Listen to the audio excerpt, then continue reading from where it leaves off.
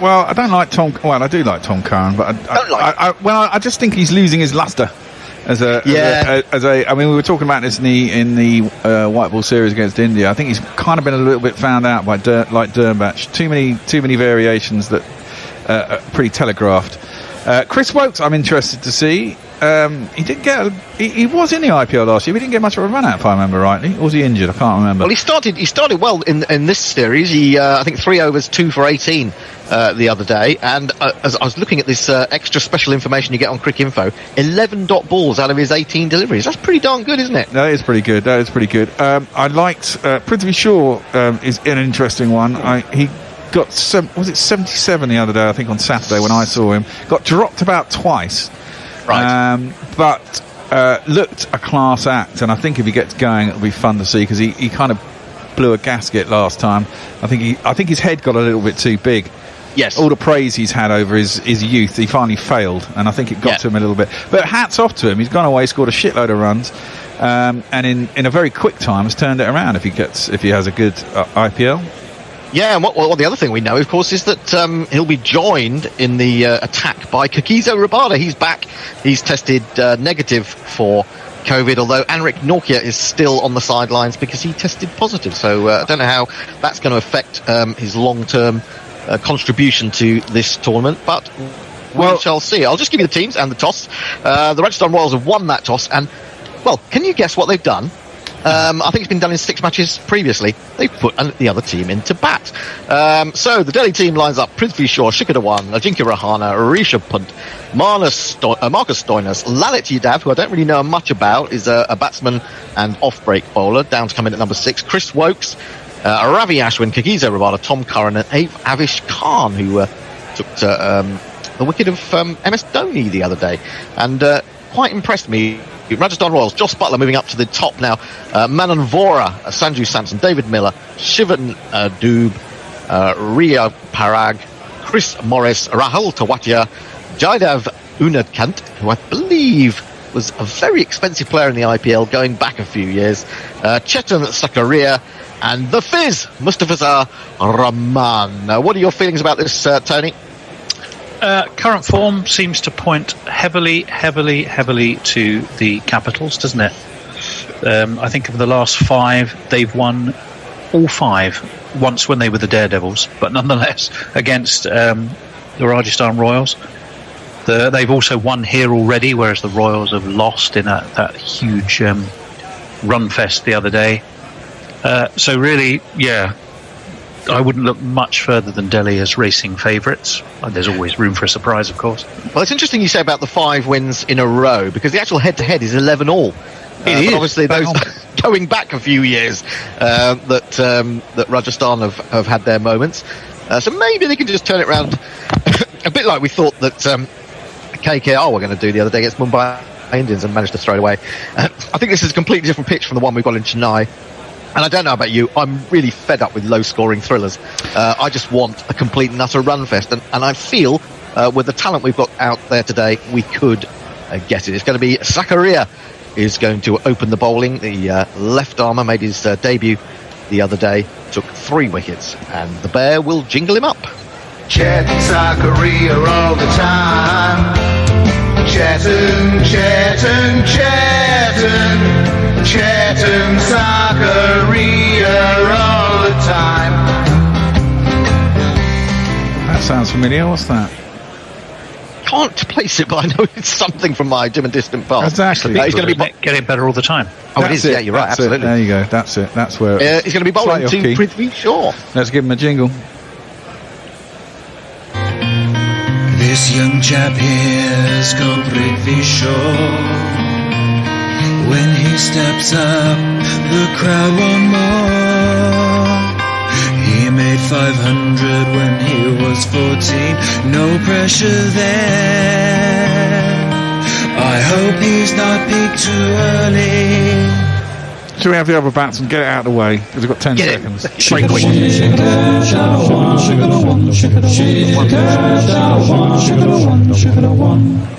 And perfectly, it lands, or it ends right at the end of the countdown, the 10-second countdown. We're going to be underway immediately. And here is Sakaria coming in to Prithvi Shaw. 2 young players who may have great futures for India. He beats Prithvi Shaw, the rising ball outside the off stump, goes through to Sampson behind those wickets, and there is no run. Now, I should tell you that our man, the cricket writer, Anindo, not on today, but he's on, I think, on Sunday, has written a wonderful poem for us. And well, he said to me, "Are you going to put it on the Gorilla website?" And I don't know if there's a way to do that, but I might make it one of the news stories tonight. This one comes a long way back off the pitch. Massive appeal from Sakaria, but it's been given not out, maybe just a little bit high. Sanju is wandering forward, and he's sort of intimating that it would have gone over the top of the stumps. He's written a wonderful poem about 100 and how it will have an effect on us all, and various terminology that has been put forward. So I think I'll put that down as one of our news stories. Well, exactly. I think you can write a little story and then just put the poem at the end of the story. Well, yeah, but then you've got to write a story about the 100, haven't you? And who wants to do that? Just put in a couple of plugs for his books. Oh, could do that. What he wants you to do it for anyway. I did think I'd read it out, but I haven't got it to hand, so I'll have to hang fire on that. Sakaria in again, coming into Prithvi. He's going to get his first run as he turns us into the onside. There's a gap between mid-on and backward square, so they'll get that comfortably. So Shaw is underway. 1 for no wicket. Now, I guess, Tony, you're in control of social media. Well, I have social media here. In control might be a... it's very difficult to control. They are an unruly bunch, aren't they? Yes, you're absolutely right. Control is completely the wrong word. But you will be reading some of it out very shortly. Every so often. Yep, I would indeed. So we wait for Sakaria again in the pink, resplendent in pink. Coming in now to bowl to the left-handed Shikhar Dhawan. Shikhar Dhawan just marking his guard. Obviously, has to be a bit of a change around when you've got left-hander and right-hander together. It's slightly annoying for the fielding side. Another thing for Sanju Samson to think about. Goes in at 3, keeps wicket and captains. Is that too much? It would be in a test match, wouldn't it? Maybe not so much in this form of the game. Here comes Sakaria then to Shikhar Dhawan, 85 the other day. Not in age, but of course, but in runs. This one back of square onto the offside, and there is no runs. Got a very boyish little fringe has Sakaria. He's quite a young man, 22 I think, something like that. Maybe 23, maybe just 23. But he's getting the ball to move a little bit. And,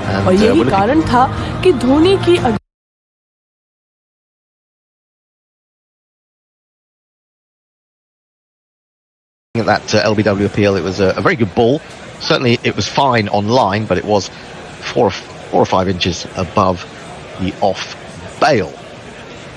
1 without loss. Prithvi Shaw standing there looking down the other end where Shikhar Dhawan is waiting for face. There is a slip and he comes across outside his off stump, but the ball is wider than that, and he decides on this occasion to leave it alone. There is no run. We'll be catching up with all of you joining us at the end of this over, which is in 1 ball's time. I should say that GPL is open. You've got, 50 minutes. 50 minutes. 50 minutes. 50 minutes in which to judge how many runs will be scored of the day. Give us £1, and if you get it on the nose, you'll get all the money that's in the pot. What's in the pot, Bear? £33 in the pot. £33. Get on it, people. Lovely in-swinger there. He threw it a little wide and it wobbled into Shikhar Dhawan, but he's stroked it quite nicely through the infield out to deep cover, and they've picked up another single. 2 for no wicket after 1 over. Well, okay, go Tone. Oh, I can definitely do that for you. Brian Barish. Hello, Brian. Good day and good morrow, cricket nerds.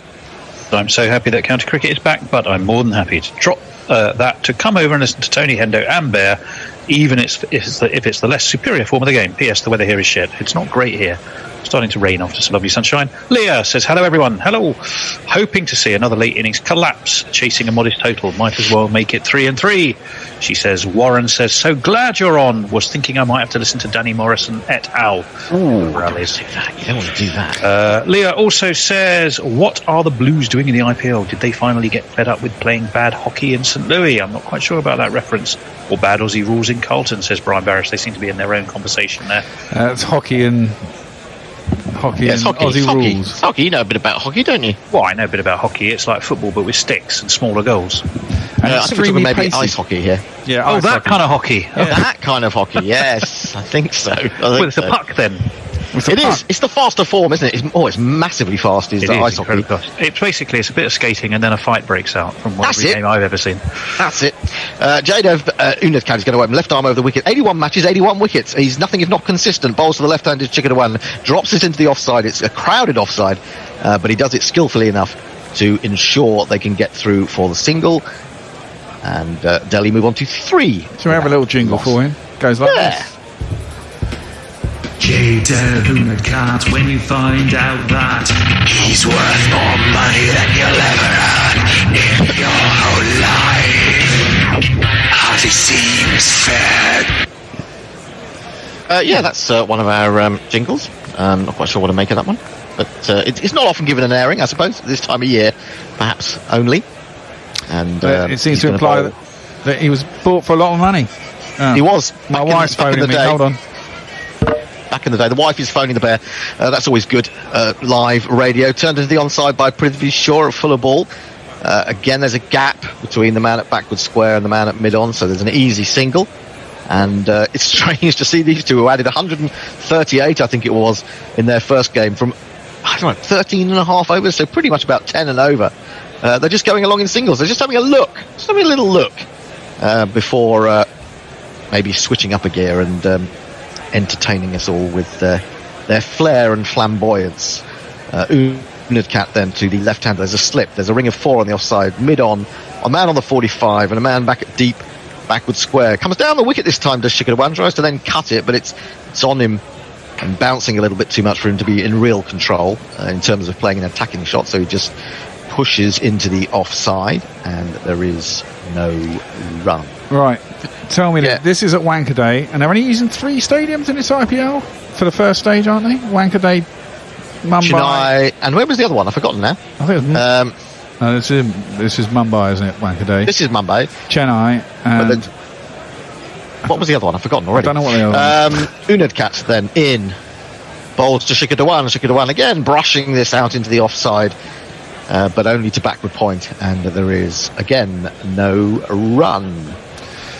It looks quite a nice pitch, really, doesn't it? Seems to be coming onto the back quite nicely. Bit of bounce, bit of pace. I'm sure it'll die once the ball gets a little bit older, but well, I don't think it will die as much. I mean, it won't die in the way that Chennai is dying. Chennai is dying from about the 12th or 13th over onwards, and seems very difficult to play the big shots, and that's possibly why KKR are going to have to sort of reconsider if they play a lot of the games there. I can't remember offhand how many games they have to play there. But it could be tricky for them if they're going to go for all-out attack. Unadkat bowls cut by Shikhar Dhawan. This time he does manage to get it through, enough power to beat the man at backward point, but there is a cover fielder in the deep, and it's just a single. Another good over so far from Unadkat, just 3 runs from it, and the Delhi Capitals have moved on to 5 without loss. To get on the GPL, you go to GorillaCricket.com /competitions, and then you will be directed and instructed how to give us your money, basically.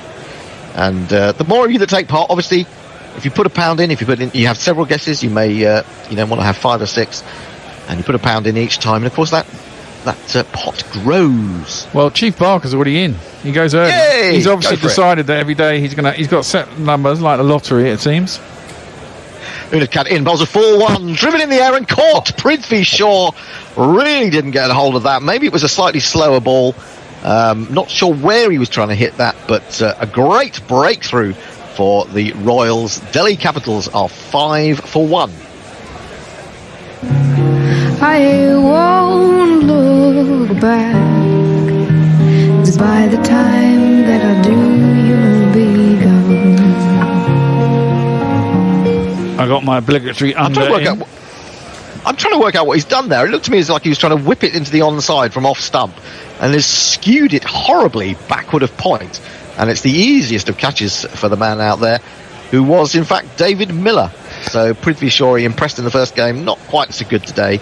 He goes for just 2 runs. Well, I think it was a slower ball. If you look at it out of hand from the side, it was quite floaty. And I think he is trying to whip it into the leg side. He's got beaten in the flight almost, and skewed it off the outside edge. A good start then for Rajasthan, and coming to the crease now is Ajinkya Rahane, who has a jingle that goes like this. Well, yeah, he would do, except he's not in the right order on this bloody thing. Where's he gone? There he is.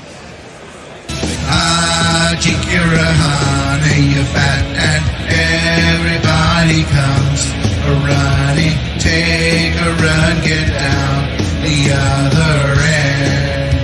Ajinkya Rahane. First ball of a new over from Sakurai. He's given width to Shikhar Dhawan, and he shouldn't do that, and he's slapped it through extra cover, and he's going to pick up the first boundary of the day. It's me, Sanshi. It's me, Sanshi. Yeah, you don't want to give that sort of opening to a man in such good form as Shikhar Dhawan, and he's put that away absolutely beautifully. We should have some more tweets between balls if we can, because didn't have a chance to get anything between overs. So keep an eye out, Tony, as Zakaria is in again. It's nicely turned into the onside. They might even think of a second. No, I think it's Chris Morris moving around to his left who does the fielding. And the Delhi Capitals are into double figures, 10 for 1. Tony. Yes, indeed. Diana Patterson. Oh, Farong first, I think, says, greetings from a stinking hot Dhaka, IPL Rule 222. If a ginger is ruled out of the remainder of the tournament, then he must be replaced by another ginger. So which ginger will replace Stokes? There we go. That's a good question. Diana Patterson says, seems to think I'm in a brown study mood, which I had to quickly look up. Means preoccupied with my own thoughts and not really paying attention, as far as I can tell. Pay attention to the back there, Bishop, will you? I'm very impressed that Diana is watching me that closely, but I shall take that on board. I'm sorry, Diana. Jay Grover is with us, of course. Afternoon all, just got my first COVID vaccination today, and the nurse were ginger. I was terrified she was going to take her mask off and contacts, and revealed her sin as an English captaining Irishman and inject me with plutonium. Yes, indeed, off the outside edge of Ajinkya Rahane, as he starts to come down the wicket to that one and plays a drive. It goes down to third man, and they'll pick up a single. Now I'm going to off and running immediately. I'm going to say what I said, and I think Aninda agrees with me. Rahane seems a really odd person to be batting at number 3 in a T20. Do you know, that was exactly what I was thinking when I was writing down the teams. Isn't that strange? Yes, I mean he can play an attacking game. I mean, he's not a Pujara. He's a lot more attacking than that. Here is Zakaria bowls, and this is just gently stroked up wide to mid-off, and they take another single. So they're being quite watchful at the moment. Just a one bad ball really in this inning so far, which allowed Shikhar Dhawan to loosen his arms. But quite impressive from these two left-armers. And Delhi are 12 for 1. Who is Pujara? Who picked him up? Chennai. CSK. Yeah, indeed. It was a reward for him having done so well in Australia, I believe. That's what they said. So then just going to sit him on a bench, yeah? Yeah, probably. Yeah, it'd be nice to see if he does get a game or two. He's been practicing his range hitting. Flicked by Rahane, this time straight to mid-wicket. He's quite tight there on the single, and there is no run. 29 now, of course. Jaidev Unadkat, the bowler at the other end. I wonder, 2 left-armers to start with. I think we've seen it with... who else do we see it with? It was Mumbai. They've got Trent Bolt and they've got Marco Jansen, haven't they? They've doubled up on left-arm quickies to open an innings. But, maybe you don't get to play against too many of those. And so it means you have to sort of change your angle as a batsman slightly. Your stance. Short, pulled away. Don't think there's anyone out there. No. There isn't. He's got the right angle, Rahane, and he's picked up 4. Who are we to say he shouldn't bat at 3? He's got 5 from 3 balls. Well... 1, 2, what I was just about to say, 4. Pujara could be a revelation. I mean, he's a class bat. He's clearly got a bloody good eye. He just plays how he does in test matches. I'm sure if he's that good, he can probably hit a fucking long ball, or at least find gaps and move his feet around. It'll be interesting to see if he does get a game what he actually plays like. And he's played in the IPL before, but not for, what's it, 10 years or something? It's quite a while. Yeah, indeed. Well, I mean, it'd be fascinating to see him play. To see, we talk about adapting your games. Mainly, you're talking about people adapting their game from T20 to Test cricket. This is a man who's got to adapt it in another way. Yeah. So I'm looking forward to seeing him get a game. Whether he will, or as you say, it's just maybe sentimental. Shikadawan comes way across. Is that a brilliant catch? It is a brilliant catch. It's brilliant anticipation from Sanju Samson behind the stumps. He saw Shikadawan go across. He played the little paddle, and he'd already started to go down the leg side. He then threw in the dive, grabbed it out of the air, and now Shikadawan has gone, and Unadkat has got 2 for 3. How's that? You missed about, I caught you out. How's that? Wonderful, wonderful one-handed take by the Rajasthan keeper and captain, who's showing that captaincy is working out quite well for him. But it does mean that coming to the crease is none other than his opposite number. It's Rishabh Pant. Exciting time. Jersey was talking to. Sorry, sometimes the jingle machine takes forever to actually play the jingle when you press play. And we have Jaydev, because that was the first ball of a new over. We have Jaydev Unadkat on a hat-trick. How many times already in this series have we had bowlers, and left-arm bowlers mainly, on hat-tricks? I think we've had 3 or 4 people on the hat-trick. We've Andre Russell, Harshal Patel, Trent Bolt, and so this is the second left-armer. 2 of those are right-armers, but second left-armer to be on a hat-trick. No one has managed to complete a hat-trick so far. Well, but this is his chance. There were 2 chances in the game we watched on Tuesday, weren't there? It was Andre Russell and Trent Bolt, wasn't it? Yeah, absolutely. The same game, so yeah.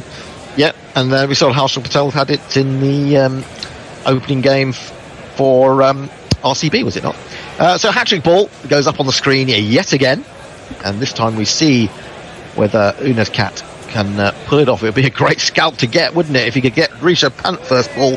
That really will have Delhi fans thinking a little bit. Anyway, he's just tossing the ball from hand to hand at the moment. Rishabh Pant is having a little look round. As someone said, the good players look for the gaps rather than the fielders. He's now going to have a little chat with Chris Morris, the vastly expensive Chris Morris. Perhaps may have just paid a little bit too much for him, but we shall see.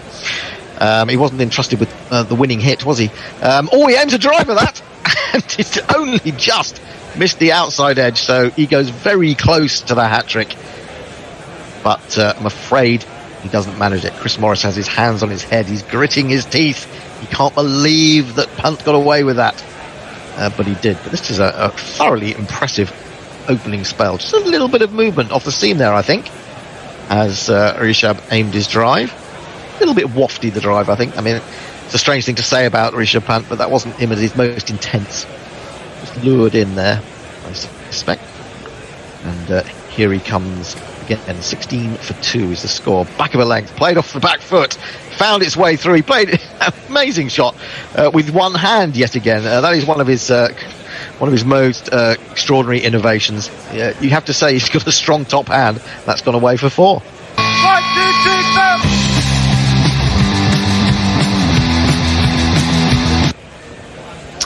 Yeah, that might be part of his secret. He's got such a strong top hand, so he doesn't lose his shape, doesn't drag the bat towards mid-on or anything like that when he's trying to play those straight shots. 2,098 runs now in the IPL, strike rate of 152. He's standing about 6 inches outside his crease. He gets a good ball outside the line of off stump, and he defends it on the front foot back to the bowler. 20 for 2. Rahane has 5.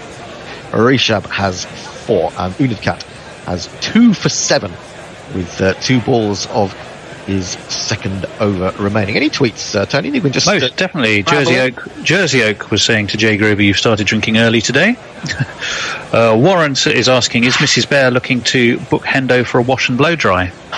I'm going to have a haircut tomorrow. I've booked one in. Are you? Yeah, there you are. You're brave. Outside the off stump, this time Rishabh Pant leaves it alone.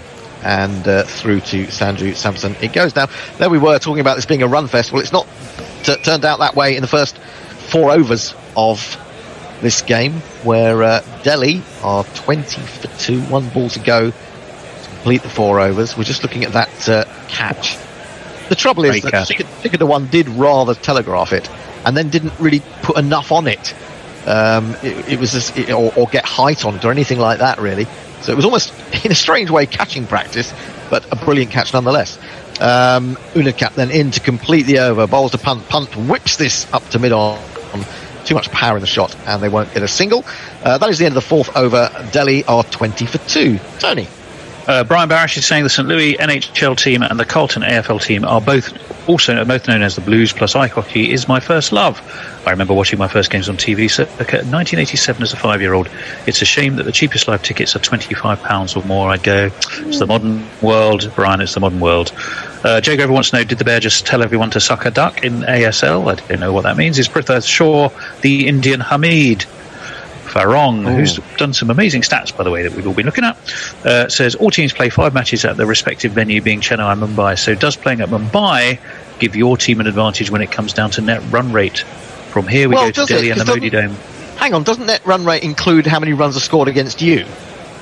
I mean, isn't that how it's worked out? So, I mean, if you score 250 in Mumbai and the other team scores 230, your net rate is not going to be any worse than if you score 150 to 130 at Chennai, is it? No, it shouldn't be. No, that's exactly how it...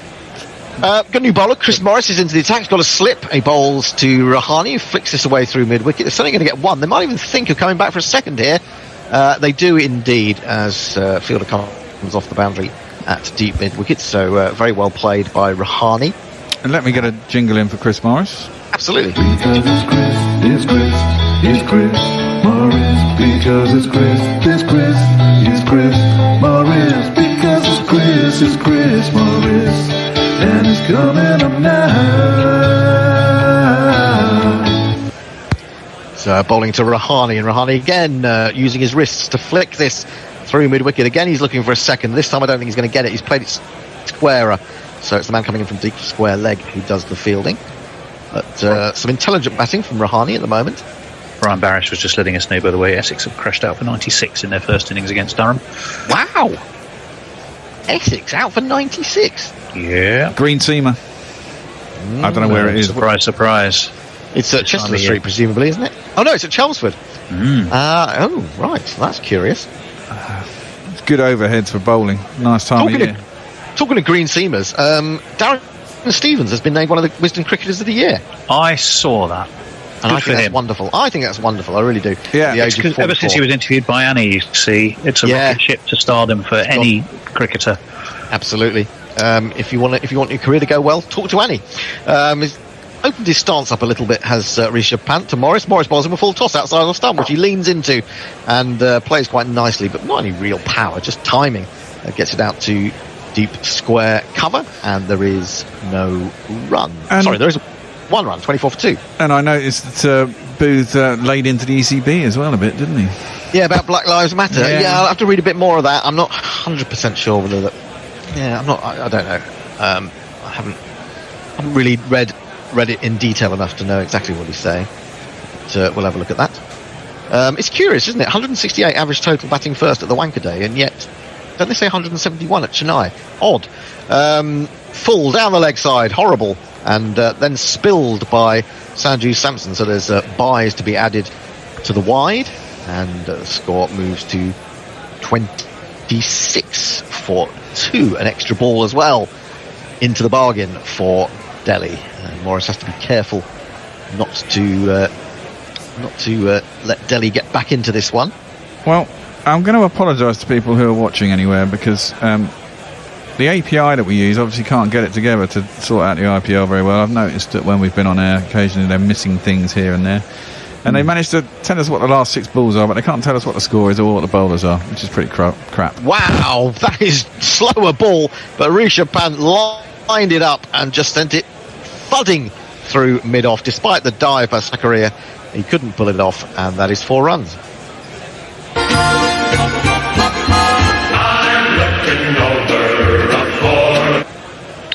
A little bit aerial, I suppose, but it bounced well short of the man at mid-off, and straight enough. It's a great effort by the young man at mid-off, but couldn't quite get there. So Delhi moved to 30 now, And Morris is in again, bowls. This is a slightly mishit by Rishabh Pant. He was aiming straighter, but it ends up going behind square leg off a thick inside edge. They will have got another single. That was much faster from Morris, 142 Ks, but it is... it's not the end of the over. There's one ball to go. 31 for 2. We will be having a change of commentary team after this delivery. The Bear will be coming in to take over on ball by ball. Jack will be coming along, and Nestlers, I believe. Is that right? Right? It is indeed, yes. There we go. So Jack will be celebrating Wimbledon's 3-0 win over Ipswich the other night, much to the chagrin of poor old Grubby. Morris in, bowls, flicked away. Oh, good field positioning there at on the 45. For a foot either side, that was down for 4, but it was nearer to him, and he manages to pull it off. That is the end of the 5th over. Delhi put into bat are 31 for 2. Afternoon, Nestlers. Afternoon, Jack. That's a good greeting. Afternoon. God. Man dies on air. How you doing, Bear? I'm very well. How are you?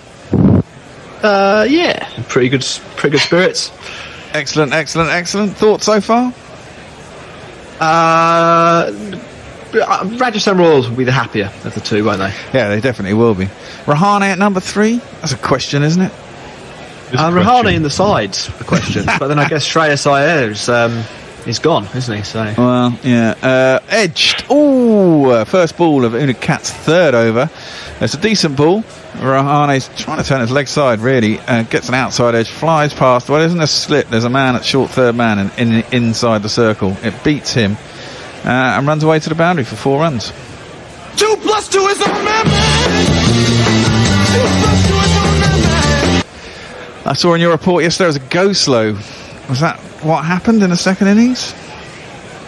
The pitch just was completely unplayable for the last 5 overs, and Manish Pandey decided not to go anywhere in the first 15. One of those.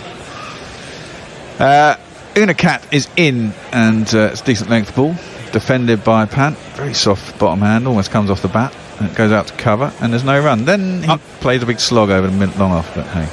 Unplayable to the point of a complaint, Jack, or? No, it was quite entertaining in a way. It was very similar, Bear, to the Kolkata game we watched on Tuesday night. Okay. It just started to get a bit sticky. Any time you tried to hit the ball in the air, it went straight up instead of out. Yeah. I quite like that though. That's a big heave by Pant across the line. Doesn't really time it, and goes out to deep square leg. Who's in front of square.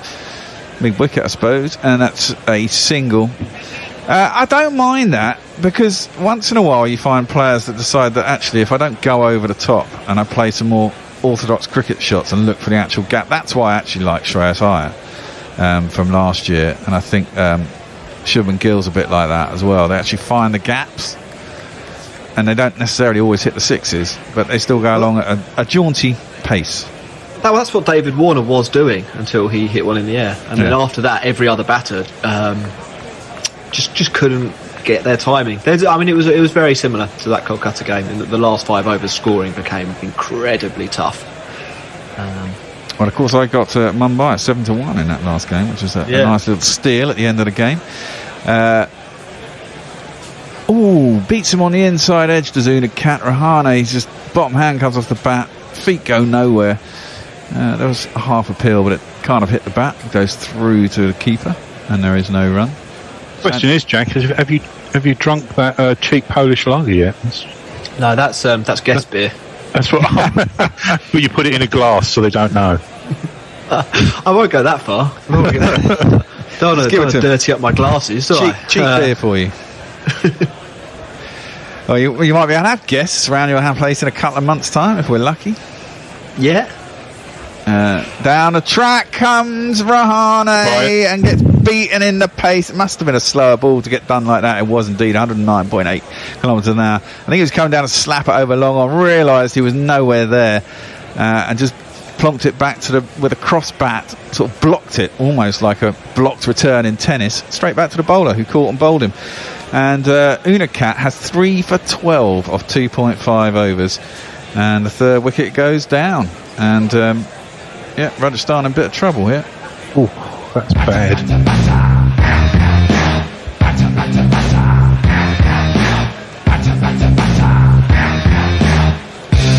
On your point, mate.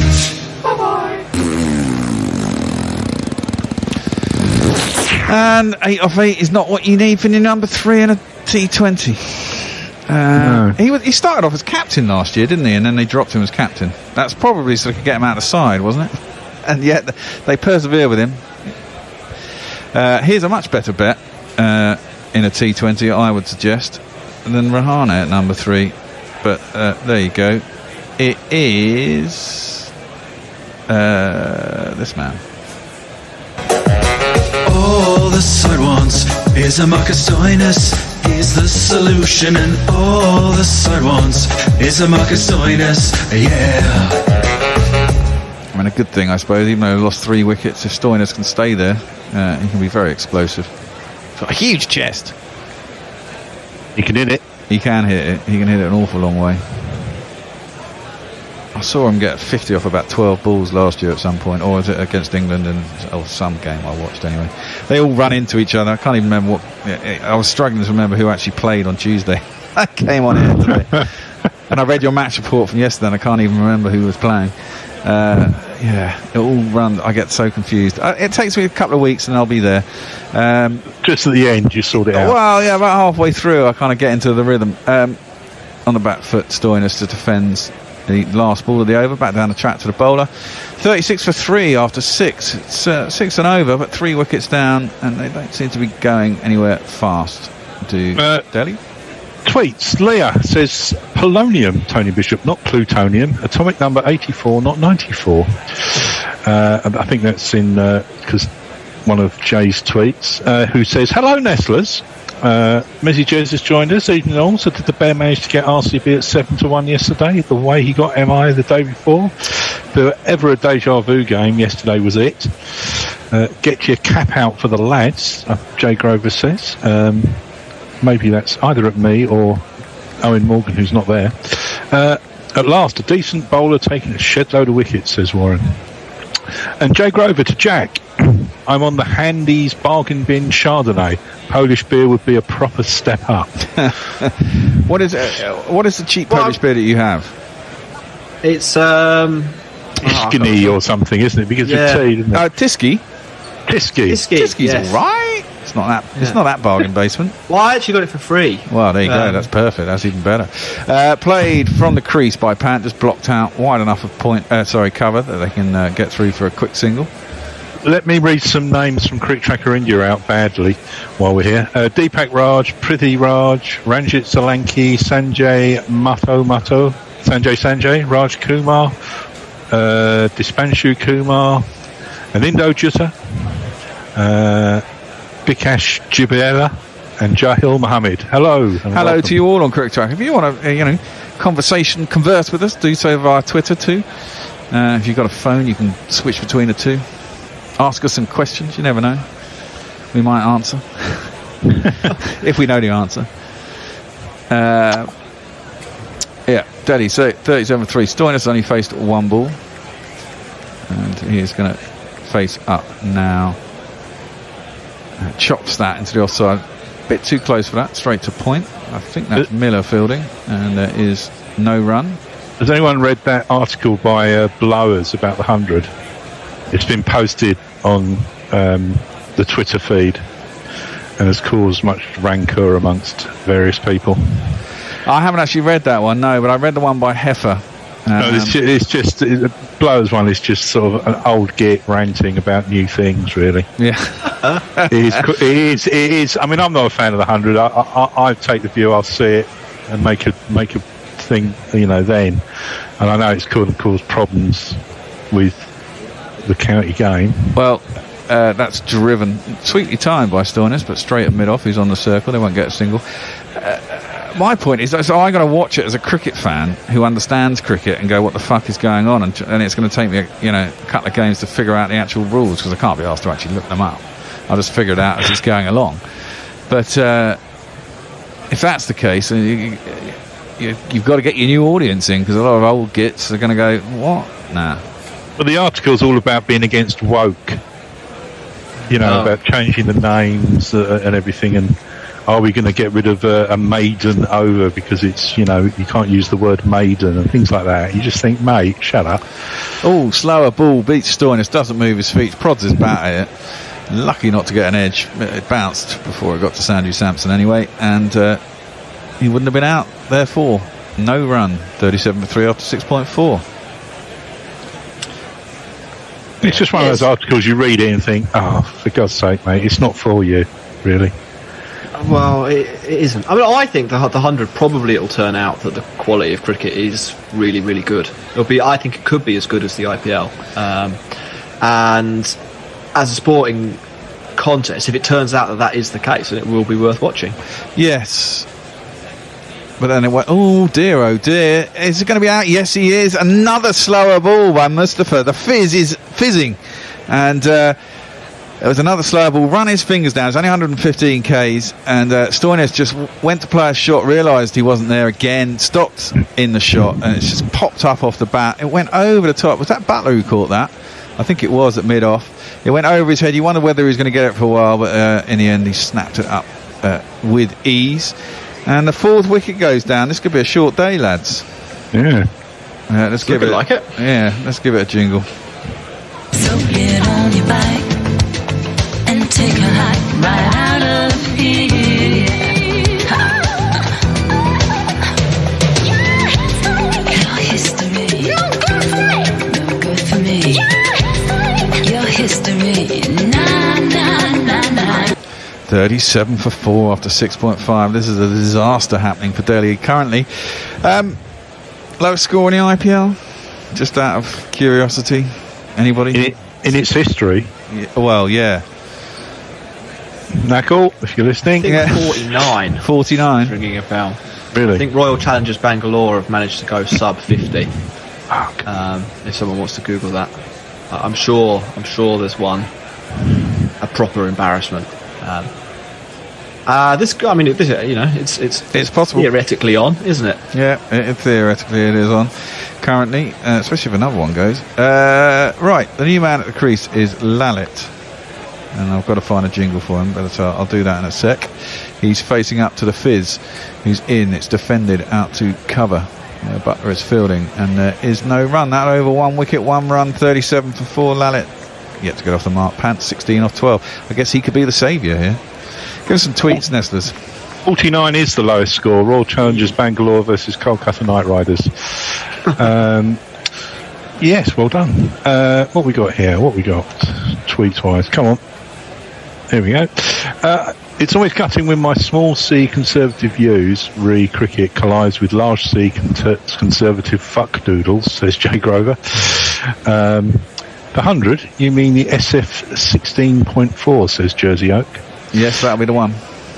Mezzy says, come on, Bear, not knowing the answer has never stopped you replying before. Why start now? Blowers seems to take non-gendered language as a personal affront. Typical male reader. Well, yeah, it does upset. Well, my wife gets upset when I call everything woke, because obviously woke started by African Americans to wake them up to what was going on at home, I suppose, is what she would tell me. Driven nicely by Pant out to deep cover, and there's no run. There's 1 run. I think I read somewhere, someone said, like, abusing wokeness or whatever is like sort of, just having a go at people who are being nice. Well, no, I think we tend to call too many things woke, and in other times it would have been PC, wouldn't it, and all this kind of nonsense. People just disagreeing, essentially. Different viewpoints. And old people tend to be more curmudgeonly. Well, it seems to annoy people who it has absolutely no effect on at all. Yes. Well, that's the point, isn't it? They're just bitching about it because someone else has said something. Oh, yeah. Anyway,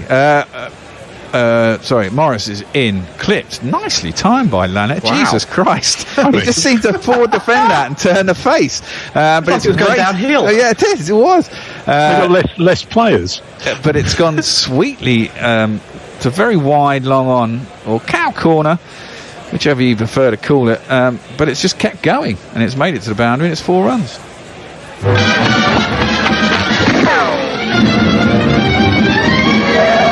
That were a proper cricket shot. he just leant on that, and sweet timing. It was a very full ball, and it was angled in at his leg stump. You saw that in the Test match. You'd quite happily see it go there for 4 as well. Morris is in, gets in right behind it, doesn't land it, and defends it back down the track. Length ball, 140 Ks, and there is no run.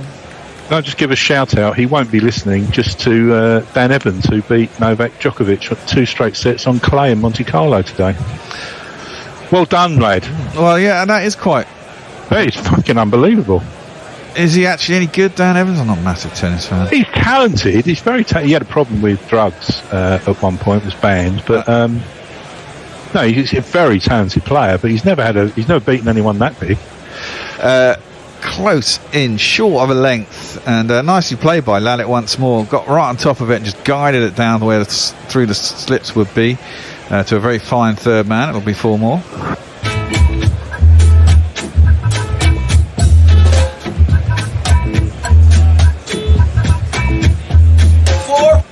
We go out in the next round now. Yeah, probably. That was a really nice shot. He's just looking good, isn't he? Yeah, he is looking good.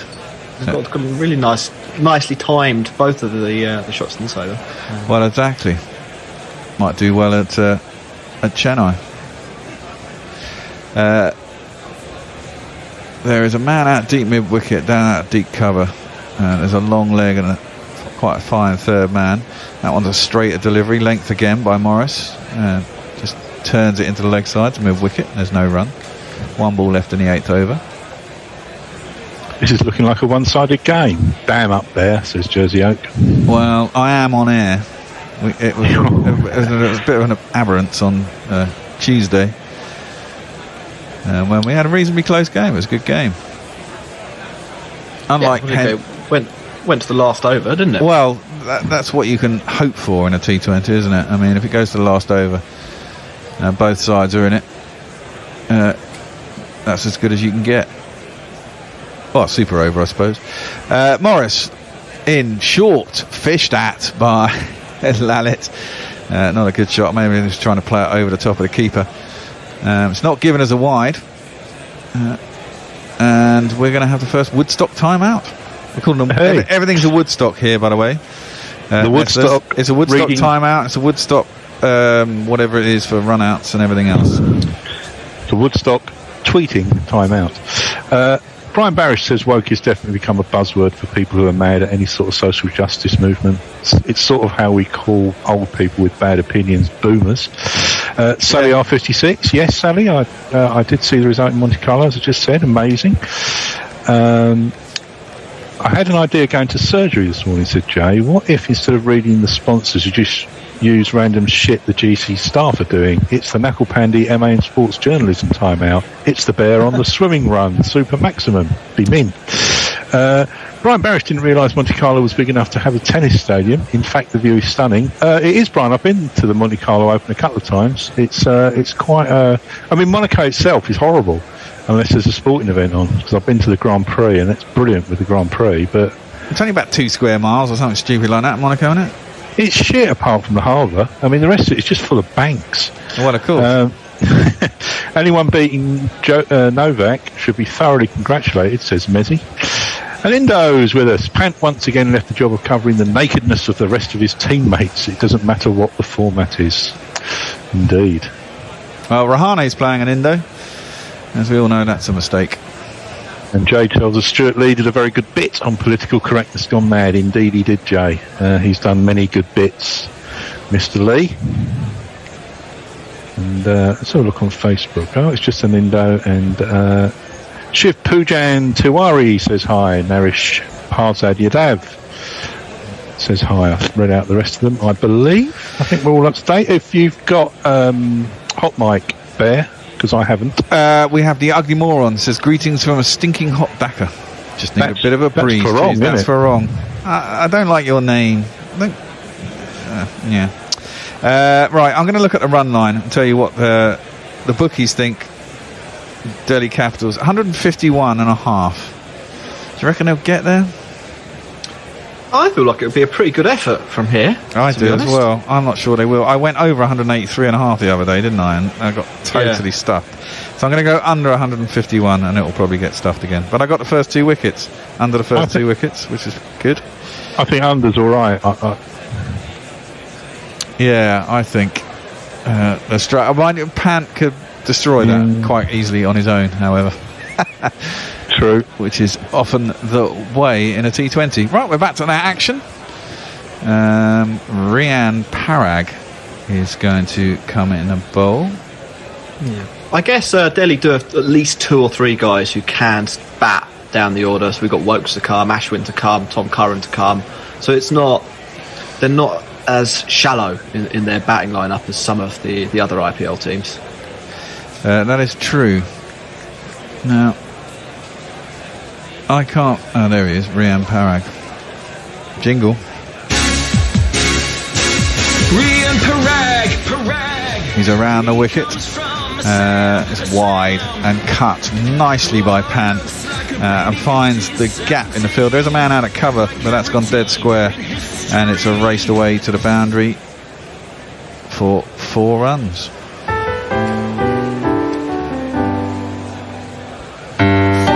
That was a pretty rank first ball, really. I guess Rabada can bat as well, can't he? Well, he can give it a heave. Career as a batter. Well, not didn't start his career, but was a batter when he was a kid.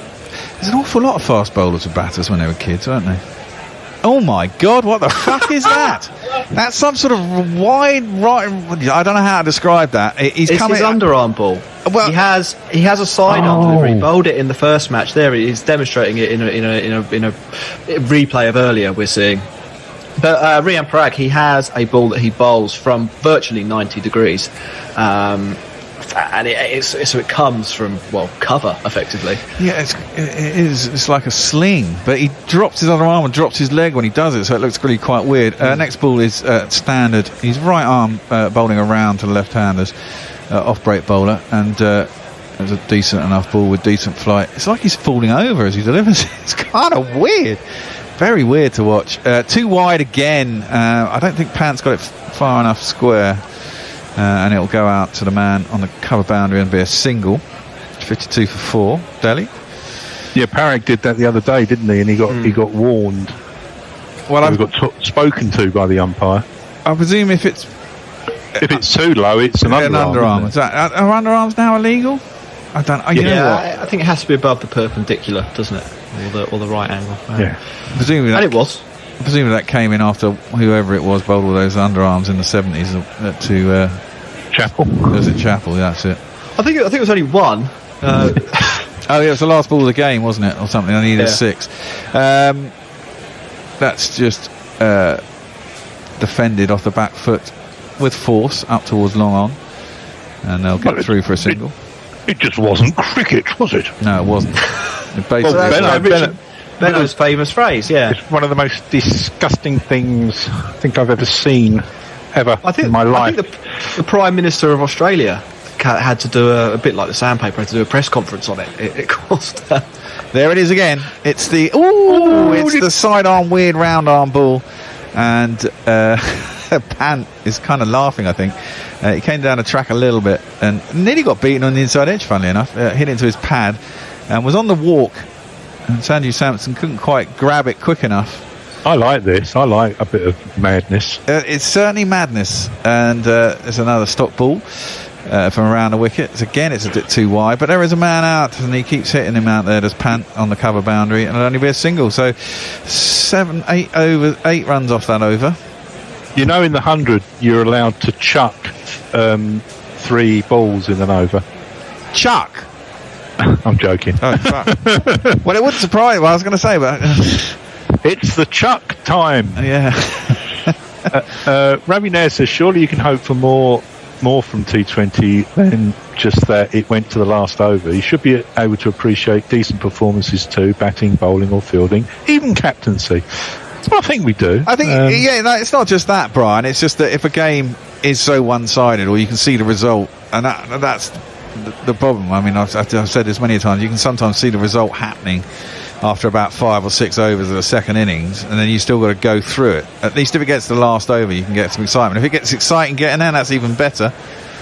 And if someone, if someone requires 4, 6, anything under 6 in the last ball, it's right up to the last ball, and it is exciting. It's good. Block driven by Pant. I think he was trying to turn into leg side, managed to stop his hands from going through, and got it off the face of the bat out to deep cover. And there'll be a single. There's a definite stickiness to this pitch, isn't there? Yeah. And Wankhede is in his final over. They've decided to bowl him all the way through, but he's only gone for 13. He's got 3 wickets in that time. He's bowled exceptionally well, 55 for 4. Delhi. Ah, look, the scorecards now started working. How weird is that? Incredible. Do those people, is that pre-recorded, do you think, those video walls? It must be, isn't it? Are they corporates? Do they have to pay for it? And I presume they do. Yeah. We should get in on that. Wow. Oh, now that's beating the inside edge of the bat, hit high up on maybe the top of the pad, maybe the thigh pad, probably pitched outside leg, probably going over the top. Just kind of half a pill. No run. Stokes is still there. I thought he was coming home. Well, maybe he's getting that impression. Maybe he's getting his feet. Yeah, they said he was going home. In the article I read this morning, maybe it's not as bad as they thought, and they said, no, we can fix you here. So it depends, I suppose, but even a broken finger is going to take... Well, I suppose a broken finger you can get up and running in 3 weeks. That one is just turned into the leg side by Lanet, and it's straight to mid-wicket. There'll be no run. Maybe he fancies just hanging around. Well, you wonder if he really want to do that. He's been out there since... January? End of January? I mean, not to be cynical, but there might be a money factor involved as well. If he does go home, he obviously forfeits on a pro rata basis all the games he's not there for. That's true, but I thought he didn't get paid unless he actually played. I think you do. I don't know if you get the full whack, but you don't get nothing for sitting on the bench. Okay, maybe I'll just stick it out for another week and get another 100 grand. sitting on the bench, prevaricating. That's just clipped into the leg side by Lanet. Can't get it past mid wicket once again. It's another dot ball. 1 and 3 dots this over. This is a really good opening spell from Wankhede. This is by miles the best I've ever seen him. But he's a bit of a joke bowler in the IPL. He's not taken that seriously, and people think he's rubbish. Effectively, probably because he had a very high price tag. Clearly by his jingle originally. That's a slower ball, I think. Turned into the leg side by Lanet. They'll get a single. Yeah, 107.8 Ks. Maybe he's decided to step it up this year. I don't know how old he is. Maybe he's a few years in. He's got a little bit wiser. He's been in the league for a decade with an economy rate of nearly 9. So this is above what you'd normally expect from Wankhede. Yeah, he's bowled very well today. Maybe this is his year. Comes in, last ball of his spell. So far he's only gone for 14 runs. 2 off this over. For some reason he's not bowling. Oh, there's a bit of fiddling around in the field. Sanji's waving his arms around. And Pant is just waiting. So we see more Stokes. He looks quite smiley, he looks quite happy. Ching. Yeah.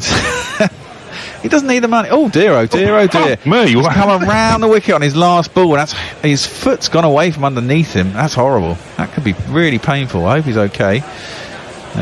He does seem to be okay. That's one of those ones you could really do a ligament damage to your ankle. He must have landed on the side of his foot because it just sort of slid away from underneath him. He's coming around the wicket at quite a steep angle. Yeah. Ooh. And when he's put his back foot down to go through onto his front foot, he's put it down almost on the edge of the boot, not the actual feet, and his foot's just gone underneath him, and then his front foot's slid after that. Could have done himself a serious injury there, but it looks like he's got away with it. I wonder if he'll just come over the wicket now and go, I'll just come in straight, that'd be nice. We saw Rohit did that the other day as well, didn't he, on Tuesday? On the back foot, Pant cuts that out to the man on the point boundary. It'll be a single to end the 10th over. That's end of my spell. That's good. Really good spell by Iona Cat. 3 for 15 off his 4. I'm handing over to Jack. And Tony's joining you. And I will see you all later. I'll catch up with some tweets before I hand over to Tony. So, Jay Grover says came back from the loo and Nesters was doing a Nazi salute. Not quite. Brian Barish it's got the Benno thing. It was the most disgraceful thing I've ever seen on a cricket field. Good night. We need more knuckleball bowlers. Pounds fist, says Brian Barish. Messi Jez, Norcross came up with the excellent idea for the 100-ball bullshit last night, where the batter gets to place at least one of the fielders of his team if his team are behind. I think each team needs a joker. This is getting out of hand. It's India. For every seat, there'll be 10 VIPs. Hasten to add, I'm not singing out India for this, maybe, but the BCCI. Anyway, here we go. We've got a bowling change. Rahul Tewatia is on and immediately short and punched through the covers by Pan all along the floor for 4 runs. 1, 2, 3, 4. Tony, the next tweet is Leia's one about the cat. Leia's one about the cat. Perfect. Thank you very much. Indeed. Do we want the Tewatia jingle while we're retrieving that ball? Perhaps not. Bear looks like he's walking off. Does anyone know how it goes? No. Okay, well, here he is, Tewatia, coming on, so it's the beginning of the 10th over, isn't it? Delhi 61 for 4, here he is, wide again, and cut fine this time by Pant for another 4. So back-to-back boundaries for Pant. Let's have that 4 jingle there, if you don't mind. 1, 2, 3, 4.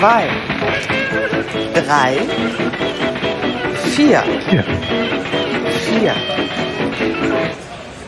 A pretty loose start, Nestlers. Yeah, I mean, well, Pant's the man for them. I know they've got some batting behind him, haven't they? But they're really looking to him now to push this forward, aren't they? Yeah, I mean, they've got Wokes, Ashwin, Curran and Rabada who can all bat a bit, but they don't really want them in the 11th over. So Pant's going to have to do some of the work here as he faces up.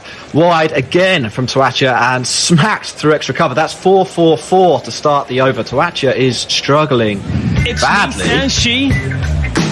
It's me, Sanshi. This is exactly what they want him to do. Yes, and suddenly Bear's 150 bet is looking a little bit iffy. It's probably not the matchup you'd want to use that phrase, a leg spinner bowling to a left-hander, and especially Rishabh Pant, who we saw dominate spin fantastically in the series. Where did you dream that one up from, Jack? The ball is back and Pant is facing up again and decides just to nurdle this one into the leg side. They're going to look for 2. They're setting off. This could be close. Throw comes in to the bowler's end. There's no one at the stumps. It wasn't a great throw, and they make the 2 more comfortably than it looked at first. Hey, Nisslers. Yeah, it did. I thought Pant was giving his partner the big thumbs up there. I think he probably didn't realise he was going to have to run like that. But no, Pant's the man, I think. Yeah, he's taken 14 off this over. In comes Tewatia again, and that's gone off the back of the bat. It's squeezed through cover, who's dived over the ball in humiliating fashion, and so they will jog through for a single. I think 2. They managed to get 2 there, so I guess they were setting off for a quick single, and the misfield has led to the bonus run. Tony, how are you doing? I'm doing extremely well, Jack. Good to hear from you. Yeah. Where's the mad bowler? Get him back. Rian Parag. It's a good question. 73 for 4, Delhi. Really picked it up in this over. Here comes Tewatia to finish things. Short again and carved through point. And that has nutmegged the fielder Sakaria out on the boundary. 20 from the over. Tewatia let down a little in the field, but also bowled pretty poorly there. There were 5 or I think every delivery was a little bit short. And Delhi are up and running. So pants on fire. Pants on fire. Linux Lear tells us Undercat's initial price tag earned him the unflattering nickname, the 11.5 Crora Princess. Good first-class player, though. Pirate Badshaw says, afternoon, old salt sir. Afternoon to you too. Knuckle is replying to us, saying this is the first time in 3 years that he hasn't been released and bought back at a lower price, but I don't know who he's talking about. Better use of him today by Rajasthan Royals than previously using him in the power play in the middle. Who might that be about, Jack? Okay. Again, I think. Yeah, must be. Jay Grover says, whenever I feel depressed about my middle age, I remember I still laugh at the name Tuatia and feel young again. Then a friend corrects me on my pronunciation and I feel like an idiot again. Well, there you go. Jersey Oak says the fielding in the IPL is rubbish. That's a fairly pejorative statement, but all of it, nonetheless, that's Jersey Oak's opinion, to which he is very entitled. I think we've had a bowling change. Anyway, Lalit has just picked that up. Oh my goodness, so much has happened in that. There's been a bowling change. Mustafa Zur is on. He's bowled a short one. It's whipped off his legs by Lalit. Looks like it's going for 6. Then on the boundary, it's jump scooped back into play. Not caught, but that's a fantastic piece of fielding to prevent a 6 from the guy who I can't see. Did anyone see catch the fielder there? It's the madman. It's the mad bowler. It's Ryan Pragg. It's isn't it? Yes, yeah, it is him. It's not quite as spectacular as like the Nicholas Pooran one from last year, but it's a really good piece of fielding to prevent 6 and save 4 runs. Great concentration. And yeah, we're just seeing a replay of that. He's managed to land his foot just inside the boundary, so it is only 2. In fact, only 1. They only managed to run through for a single there, so he has saved 5 runs. Good man. Work out there. So anyway, here is the fizz for the second ball of the over. That's wide of off stump. Swung at by Pant, who only finds fresh air, and so that will be a dot ball. I do like those clawbacks that you see on the fence. And what a riposte to whose tweet was that, saying the fielding was rubbish? Jersey Oak. That was Jersey Oak. Yeah, well, that certainly wasn't. And we've seen that. We'll see that over and over, I imagine. See a lot of that these days, don't you?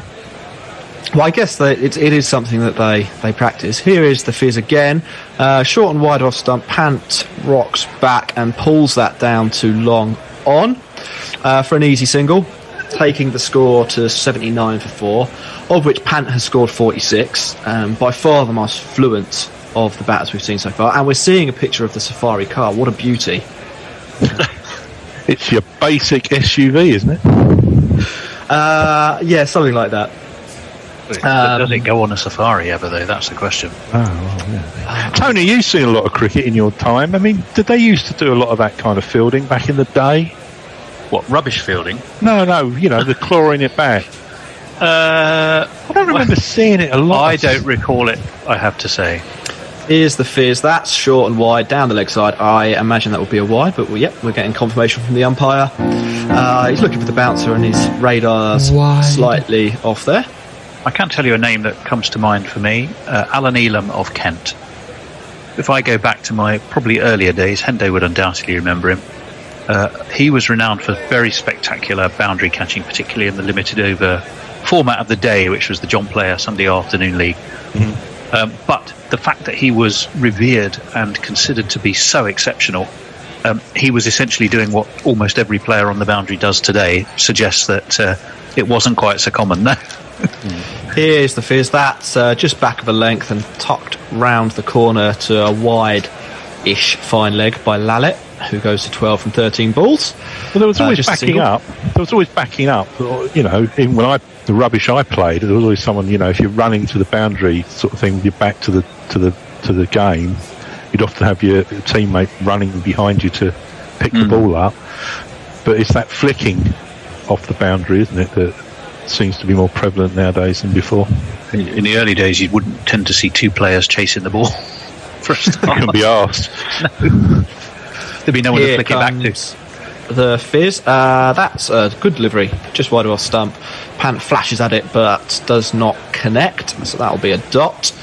And the score remains at 81 for 4. I think it's like you're sort of saying, Tony. It's each team's got sort of probably 5 excellent fielders now. There might be 2 or 3. It's baked into their training regimes these days, where 50 years ago it certainly wouldn't have been. I don't think. I mean, those were the days when the slightly portlier fielder, bowler, would be sent to graze at third man. Balls would be waved through to the boundary, but no more. Here's the pitch to conclude the over. That's wide of off stump, and it's a great shot from Pant, who's carved it to the fence. I mean, despite a great effort from Pirag again, who sort of slides over the top of the ball. I mean, he has gone for 4 runs. Beautiful shot.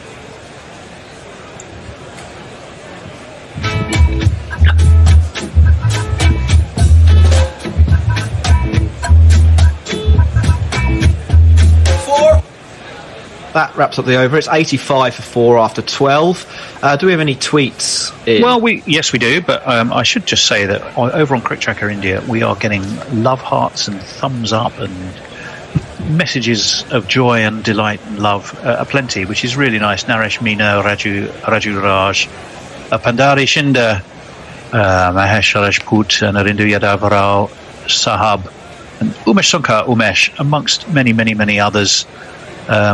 Love aplenty from SK Salu, JP Singh. Well, if you translate Umesh Sonkar, he says, "Hi, I have come." Well, that's no wonder he's cheerful. So there we go. Sandeep Daraj, Sahani Parvin, and Shankar Kamar are just 3 names. Ajiz Malik as well. Riyan Parag is going to replace Tawak. First ball, he's bunted down the ground by Lalit for a single, which takes the partnership to 49 from 34 balls, and the Capitals to 86. Do we have any tweets quickly, Tony, to try and squeeze one in between balls? Leah says, now that Jack is back, I can say Tysky is a sugar donkey urine. Don't let Mr. Walker tell you otherwise. And we've had the round arm. Sorry. So the Riyan Parag round arm delivery has been speared in outside Pant's off stump. I mean, I think with a delivery like that, if you bowl it too often, it starts to lose its effectiveness a little bit. And Pant played that fairly comfortably out to mid wicket for a single. You've got to mix it up, which he does, which I kind of like. You never know what's coming. It's certainly unusual. I mean, I'm a little bit surprised more bowlers don't vary their release point, to be honest, because it's certainly presents a slightly different challenge. It must be carefully judged to be legal, though. You would think if he dropped it 6 inches, he'd be illegal because it would be underarm. It's right on the margins of acceptability. It is. Here he is again. That's full and hit down the ground by Lalit for another single. Looks like these two have decided the 12th, 13th over will be the boring middle overs of this innings before they regroup and go again at the death. As Pant will face up, and we're getting a nice picture of Ricky Ponting picking his nose. Pant drops that near the bowler, who's turned, and it's a direct hit. It looks like Pant's managed to scamper through for the single here. The camera is on the umpire, looking. Although Pant is walking off, so maybe I'm wrong. What do you reckon, Nestlers? Well, I thought he looked home, but then again, they looked very, very happy. Are they checking? The umpire did not signal. Maybe he was checking to see where the ball had gone after it hit the stumps. Pant is hunched over. Doesn't look super excited about his prospects, it has to be said. No. We're going up to the third umpire, Anil Chowdhury. Now, so we'll see what happens here. It was a good piece of fielding, that has to be said. So Pant's dropped this into the offside. Parag has turned around, fired at the stumps, and actually, yes, he's got Pant by, what do you reckon, 6 inches there, Nestlers? Yeah. I didn't see that myself, but, and it's a Woodstock decision pending. Yeah. So that's 2 great pieces of fielding from Parag in 3 overs. It's the Parag show at the moment. Yeah. Anil Chowdhury was supposed to be umpiring, not the third umpire.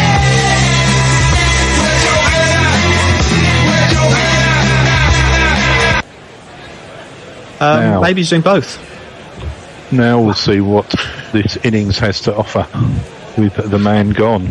He doesn't look very happy. He's with listed himself, even on the does he? scorecard. No, he doesn't. I mean, Pant is out. He's 51 off 32 balls, 51 of 88, which sort of shows the form he's been in compared to the other Capitals batters here. Ponting has his head in his hands, and they've sent out Tom Curran. I'd probably have gone with Wokes, personally, with this long left in the innings, but the Capitals have seen fit to go elsewhere. And in comes Rian Parag, and Lalit has decided it's his turn to have a go. He's swept him through square leg, and that will run away for 4, just evading the fielder. It's me, says she. Good, nice shot from Lalit there, who actually has looked reasonably comfortable as well at the crease. Yep. Senior partner in this too now. He's got to push on. Yeah, he does. The run rate currently 7.17. It's not fantastic. Parag again, a little bit full, but it won't cost him too many, as that's knocked down too long off for a single by Lalit, who will retain the strike. It's 93 for 5 at the end of the 13th over. Tony, yes, where indeed. are we with tweets? Well, we're right where I'm about to start here, which is Jersey Oak, who says, I always hoped someone would run into the tree at Kent. Oh, yeah, the big tree at the St Lawrence ground was the only ground to have a tree inside the boundary. I never even saw the ball hit it. These days it would be used for target practice. Yes, it would. The Jersey Jingler says there was an odd fielder as an exception who would dive around and flick balls back, but nowadays it is expected as the norm. Yep, that's pretty much what we were saying. Warren says, back in the day, the comparative to pushing the ball back was not spilling your pint as you that you placed just behind the boundary marker. That's probably very true. Jay Grover says, serious point as a non-cricket player at any level. But is there not an injury support staff so much better these days that fielding snafus are no longer career-ending? See Chris Lynn. Yeah, I think so, by and large. Here is Tuatja to start the 14th over. He's fired that in two-leg stump. It's hit the pad and he's appealing, but I think that's probably going to slide down the leg side, Nestlers. Yeah, they're not reviewing it, are they? No. It doesn't look like it. The countdown timer is running out, and the ball's back into Tuatja's hand, who is beginning his run-up. Here he comes, arm over, and that one's blocked back to him. So 2 dot balls to start this over. Tuatja's first over went for 20. Pant really took a liking to him, but a good comeback here so far, as he will come in again to Lalit, flighted, and Lalit has had a massive heave at that one and succeeded only in hitting it into his own foot. So 3 dots. Nessa's good over so far. Yes, I mean the dot balls in T20's golden, isn't it? That was a fantastic piece of fielding. Yeah. We'll see, every time you see that it looks better, because he doesn't really have time to aim the throw. He sort of fires on the spin. A little bit of a Bhangra dance, I think, as Tuatja comes in again. This one, Lalit will score off as he knocks it down to long on. I think that's Butler fielding down there, who returns it. I always used to get very angry when I played Sunday seconds about the lack of attentiveness that was given to fielding. And because I used to point out, you save so many runs if you're up and about on the field. And I used to get dogs abuse from some people who'd rather go on the boundary and smoke a fag. I think that applies even more to the amateur game, to be honest. Here's Tuatja for the 5th delivery of his over, and Curran is off the mark first ball, knocking the ball down too long off for a single. Yeah, I think at the top level of the game now, as you've both sort of been saying, people are conditioned so strongly, or they spend so much time fielding that there is no excuse. In amateur cricket, there are still people who, as you say, see the boundary as an opportunity to sit on nearby park benches. Here is Tuatja, and that's knocked back to him by Lalit for a dot ball. That's just 2 off the over. So Tuatja's figures now read 0 for 22 from his 2. Delhi Capitals on 95 for 5. Tony will go over to you. Yes, indeed. Jersey Oak, we're still talking about the round arm. He's no lower than Malinga. No, I think that's right, Jersey Oak. I think the difference, of course, is his is an occasional use of it. which probably tricks you into thinking it is lower than Malinka, just because it's unexpected when you see it. So, as Jack said, as long as it's above the sort of, the 90-degree sort of or 45-degree angle, you're fine. 1 from his first over, says Farong for the Fizz, is easily his best in the past 3 years. He's a real stats man, is Farong. The ongoing tracking stats that he's been kindly volunteering for us are quite magnificent. So just keep them coming. A word of praise for them, because they're superb. Jay Grover says, what seems to unite cricket teams the world over is the erroneous belief that Wokes is shit. Why? He's just a bit understated, I think. That's the thing with Chris Wokes. We're going to have the other Chris in the game today, Chris Morris. He's anything but understated with that price tag. The multi-million-pound man. First ball wide of off stump and swung out and missed by Tom Curran. Chris Morris, he's not started this game too well. Gone for 20 from his first 2 overs. Certainly, he's been more effective at the death than in the middle and the beginning of matches in the IPL in the past. As he comes in again, that short and pulled by Curran out to deep mid-wicket, and he's managed to get 4 there. Didn't look like he timed it perfectly. A lot of strength on show there, Nestlers. Yeah, he didn't get hold of that properly at all. But off out, is that Cow? I think that's definitely Cow. It's definitely Cow. 2 plus 2 is a member. So in the cricket I played, there would be a bloke out there lying down having a fag. He might get that one. And you shout at him and he'd sort of wake up and miss it. Here comes Morris again then. Short and tucked round the corner. This will probably be one. Yep, out to the deep backward square fielder who's returning the ball as I speak. So Curran moves to 6. Your comment earlier about sticky wicket, this is looking a bit sticky, isn't it? The timing isn't great. I haven't seen particularly anything that's made me sort of, from the batting perspective, really kind of go, oh, wow. Was that the end of the over? Are we the end of the over? No. Still 3 balls to go. Good Lord. I think we have got a bit of a sticky wicket, haven't we? I think there's certainly a stickiness to the surface. Tacky. Morris in, that's wide off stump, and an under edge through to the wicketkeeper, but all along the floor from Lallet, who I think is trying to get onto it, but losing his shape a little bit, to be honest. He looked better when he was trying to time the ball earlier in his innings, and that, to be honest, was quite ugly. Sticky wicket used to be the name of a drummer in the Steve Gibbons band, I recall. That is an amazing fact.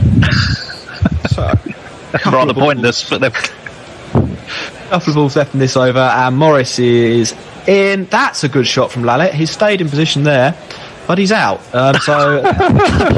Actually, it turns out I don't think that was quite as good a shot as I thought. The camera angle made it look like it was sailing for 6, but it's barely left the circle, and Twatia has taken a very good catch running backwards. So Lallet is gone for 20 off 24 balls. I think the pressure started to tell on him a bit towards the end there, didn't it, Nestlers? Yeah, I mean, he had to, he had to go for it, but like as I was saying, and like you said, I don't think they're timing it well enough. He even panned. It doesn't feel like anyone's really got into the sort of pitch of the ball, or but maybe this man can do it. Yep. We rate him. I'm sure every time Morris takes a wicket, he's counting his cost per wicket. No wonder he gets so excited. You go, right, that's brought the old cost per wicket down. It's below $1 million a wicket now. Bear, should we have the jingle for the wicket, and then we'll talk about Chris Wokes.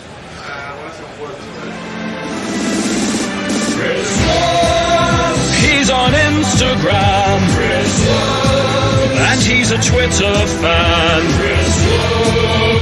On the Ashes tour, not Ben Stokes, but he'll have to do. So we've got an English duo at the crease now. It's Wokes and Curran of the Tom variety. One more ball of my stint, and then I will be handing over. And here it comes from Chris Morris. It's a Yorker, but he doesn't quite find the block hole, and it's knocked out to deep mid-wicket by Curran for a reasonably easy 2. Chris Morris, for some reason, fires the ball to the wicketkeeper, but nothing doing. The score is 103 for 6. 15 overs have passed. I'm not 100% sure who I'm handing over to. You're handing to me, I believe. Someone will know. There we are, Tony. Enjoy the death overs. I think I'm vaguely... Yep, the death overs. Oh, Lord, that sounds really worrying. Dun, dun, dun. Dun, dun, dun, the death overs. I think your next tweet was something... I'd noticed Leah and Brian Barish have started calling each other Grandma and Grandad. Well, I'm not entirely sure why, or what presaged that, but it's all rather nice. It's for Hendo, not for me. I'm off. Oh, is it? Well, there you go, Hendo. Yeah, it's me. It's me on Twitter. It is indeed. Oxymonica, he says, sorry for tarnishing the Gorilla Kingdom with the Daily Mail article. It was my stepmother who sent me the Blurs article, found it amusing. He says it's good to hear someone from the old guard being un-PC, anti-woke and standing up to gender bendering of the game. Well, that's an opinion. Won't be shared by everyone, I suppose. Put it out there and people can make their own minds up. Well, Chris Wokes is yet to face, but he's going to be facing now, and he's going to be facing Rahul Tewatia. Name that makes Jay Grover to chuckle despite himself. There's a slip in place, it's given plenty of air, and it's just nudged to mid-on, and he's going to have to hurry, is Wokes, but he's often running with a very sharp single from his first ball. Tewatia was quick to try and throw that down, but wasn't able to. That could have quite easily been a run-out, couldn't it? Well, it was. It's very close. It would have been miles out of that hit. Pant ran himself out, didn't he, really? I mean, I know it's T20 and you've got to go for it. It's a really good bit of fielding by the bowler. Some run-out Pant. And it's really changed things around. Swatches in again. Onto the back foot goes Tom Curran. Gives himself room, carves it away into the offside, and will just get a single. Wokes back onto strike. So you want to be pushing things along here, but they're doing it in singles and running tidily. I suppose both of these two have got the ability, haven't they, Bear, to clear the ropes when they want to. Tewatia in, and that's flicked again, but flicked straight to mid-on, and there's no run from Wokes, who looks frustrated. He seems to be mumbling and grumbling to himself under that blue helmet, and clearly felt he could have got more of that. It's good tidy stuff from Tewatia. A bit of air, down the track comes Wokes again. He picks out that man at mid-on, and again there's no run. It was a fairly straight mid-wicket. My favourite position, Tone. My favourite position. Straight mid-wicket? Yeah. Well, yeah. No, it's certainly quite short. Perfect. If it's a gap, it goes out, you give a single away, but it gets frustrating as a batsman. It gets frustrating as a batsman if you can't get. Well, it does. I mean, in Wokes, because it's precisely where Wokes is trying to flick the ball. I mean, it's up to Wokes to find something different, which he has done by stepping back, cutting, but he cuts down to a deep extra cover and will get himself another single. So once again, they're dealing in singles. It's 105 for 6. There's one ball left of the 16th over, and having had two very high scores here at Mumbai, we look this time around in honour of your visit there. Undoubtedly, we're going to have a low scorer. Tewachia's in, back foot for Curran, just a nudge. They take one. Will they come back for two? They're going to have to push. They are going to. That short mid wicket had disappeared, and as a result, the Bear will point out, should have left him there because it's cost. It's cost you 2 and we're runs. going to have a timeout. Well, of course we are. It's a Woodstock timeout. Consider tyres. No. We're calling everything as a Woodstock. Well, it's time for considered tyres if you're in Mumbai. Obviously, we are thinking about the 15% discount that you can get on the very finest, handcrafted, magnificent cricket. Bats, pads, gloves, gear of any kind, holdalls, leisure wear, you name it. Straps. Go to our website, you will find some phenomenal kit, and we work very closely with them. If you buy anything, not only do you save a shed load of money, you help us as well. But you have to remember to use the code GC Radio. GC Radio, thank you very much. Do you have to use the code on that as well as on Hot Mic? I didn't know that. Okay. Yeah. Jersey Oak says Moneybags Morris going for a lot. He's going for a few, isn't he? He's now got a wicket. Wokes is not shit, says Jay Grover. His dance moves are effing sweet. And Tony and Nessers are on music. Bliss, or talking about music. Really. Oh, who said that? Chris Morris. That's Jay Grover. Sorry. Chris Morris says. Sorry, not Chris Morris. Doesn't say anything. Warren says Chris Morris is looking very Hitlerish. Jay Grover is wondering whether Jack was talking to you in a disrespectful tone. I didn't hear that, so I'm not sure what that was all about. Don't think so. Oh my God, am I the only one who thought Hendo spoke too quickly to understand? Understand what? Sorry, say that again. There you go. As Tony pronounces the name properly, I no longer find it funny. That would be Tawatia, I presume. Oh, Tawatia, yes, I believe so, yeah. And Jeff Perkins says, I thought Tawatia made Woy Pom chuckle because of himself, not despite himself. And Jay Grover says, it's a Nakal Pandey sports journalism MA timeout. So there you go, that's up to date, pretty much. That would be very interesting. We were getting, as well, I might point out, a huge amount of love and care and attention on with our friends at Cricket Tracker India. But it's interesting. It is interesting to me that you'd have two such huge scores, and today it'll take a big old shifting gear. Well, I was to get to what? Well, I was 150 and. I was just about to say, I wonder if this is because, much like the Test series, they've got two different types of clay for all the wickets, and they've happened to move on to whatever the one that's unconducive to batting is. They had the two first games on whatever it is. I think it's the red clay is the one that's all right. No, the red clay was the one that. Yeah. Well, that was in Chennai. I don't know whether the soil is the same in Mumbai. Well, no, I don't either. But I mean, it was in Pune and everywhere else. They seem to decide that they're going to have two different types of surface, and maybe this is the second type, which is harder to bat on. Well, it's going to be the Fizz as we rescue the Monty Don of cricket, the bear, and his global knowledge of soil types, as this is guided away through extra cover and for 4 runs. Nicely played by Wokes. It looked a bit uppish, but it was effective. There was no one out there. It's Nissan Shi. It's Nissan Shi. And he plays that shot very well. He does. I was going to say, I mean, that was deliberately aerial. I think he was trying to get it over the top of the infield. If there is a man at extra cover there, Joss Butler. He played shots like that. Do you remember against Pakistan last year in that test that he won for us with Joss Butler? It's a very deliberate stroke, isn't it? The way he bends his knees, and he kind of bends his knees to get the lift in and the swing in the bat. Absolutely. Kind of effortless as well.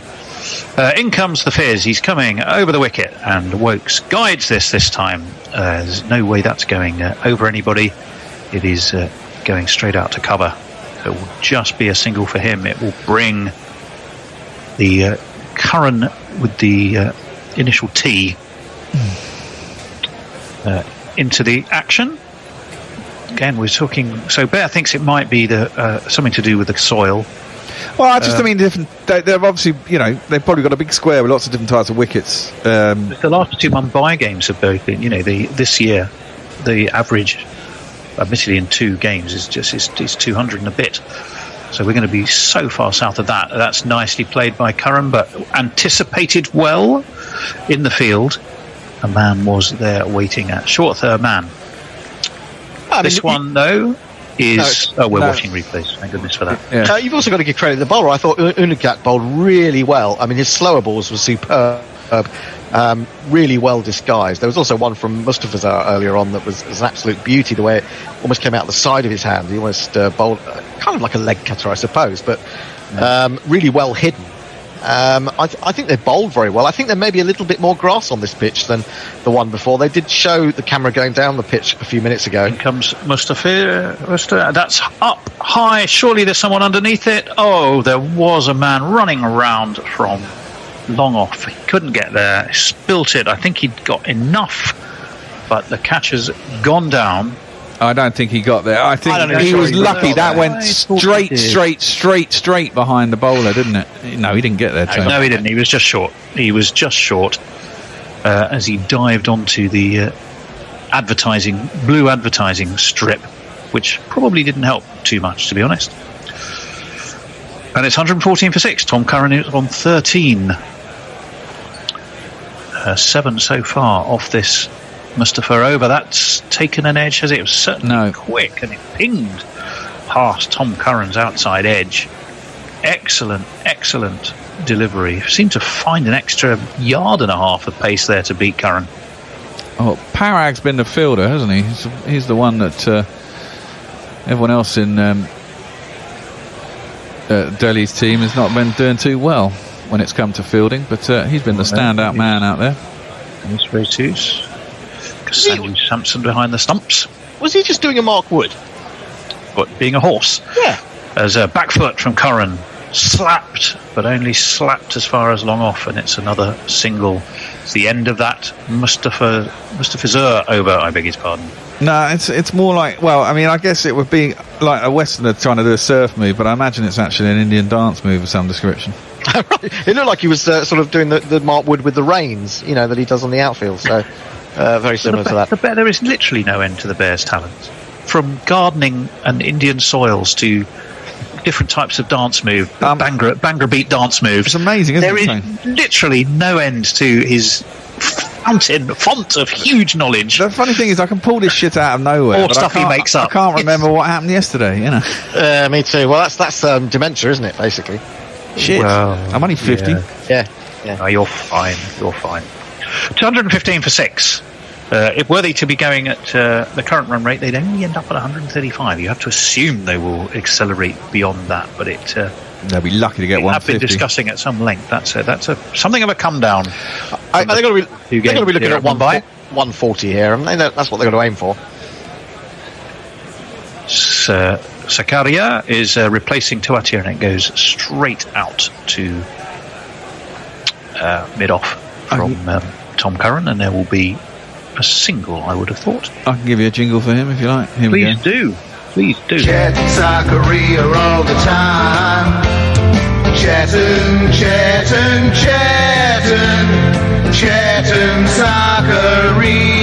all the time. Oh, that has to be Jeff Perkins if it's Beatles influenced, as this one is steered by Wokes and beats third man and will get 4 runs. And there was some comment earlier about poor IPL fielding. I'd have to see that again, but that looked very much in that category. Yeah, it was. That was pretty poor fielding. It's one of these. 1 2 4 4 2 1. My name is Lakhan. It was horrible. He seemed to dive too soon there, didn't he? He dived a little bit too soon and then actually didn't make the effort to stretch his arm. And it was brilliant. So not a lot to commend it. No. I'm afraid, as Sakaria is going to be around the wicket. The left armour, and Wokes has just pushed it to mid-off, and there will be just a single. The last 21 balls have contributed 26 runs and a wicket. So considering we are at the sharp end of this Capitals innings, it's not been super quick progress. In fact, the most optimistic projected score at 10 and over would have, as we'll just hold on, as this one is hauled away, but down to long on, just a single. I was reading one of our messages and I lost my thread. But nonetheless, 122 for 6. Sakaria has gone 4, 5, 7 so far in this over, but hasn't been helped by his field, I have to say. Poor lad. Because he would have gone for singles if had the 1970s Scottish goalkeeping not come into play. In he comes, back foot from Wokes. Sakaria seems to get in the way trying to field it. They collide, but still a single can be taken. So dealing in singles, apart from that one unfortunate boundary. Good footwork again from Chris Wokes, who's looking to give himself room to manoeuvre the ball around the wicket. But it's more a case of manoeuvring there, isn't it, than powering it about. Yeah, well, you Chetan Sakaria again. Full. That's an excellent Yorker again. It should only be a single. It's down to long on. And I think Wokes was considering advancing down the track there. Sakaria pushed it in much fuller as a genuine Yorker, and Wokes, the best he could do was just get himself another single. 124 for 6. End of the over. Hendo. Yeah, Farong says Chennai and Mumbai, both red pitches. The Modi Dome has both variations. Yeah, sorry, I was thinking of Ahmedabad when I said Chennai. We shouldn't expect anything less from the greatest cricket stadium in the world. It's a little diagram there. Red soil, less elasticity, less clay content, more elasticity in the black soil, lasts longer, more clay content. Who's telling us that? That's Farong. That's right. Is there nothing he doesn't know? Well, he knows about pitches in that part of the world. Yeah, obviously. he does. Well, I never equated it to elasticity, though. No. As that one is, I think Tom Curran was looking to haul it away to leg. No. And somehow, do you think so? Do you think he played that? He got himself a 4 anyway. He opened the face and drilled it through the covers.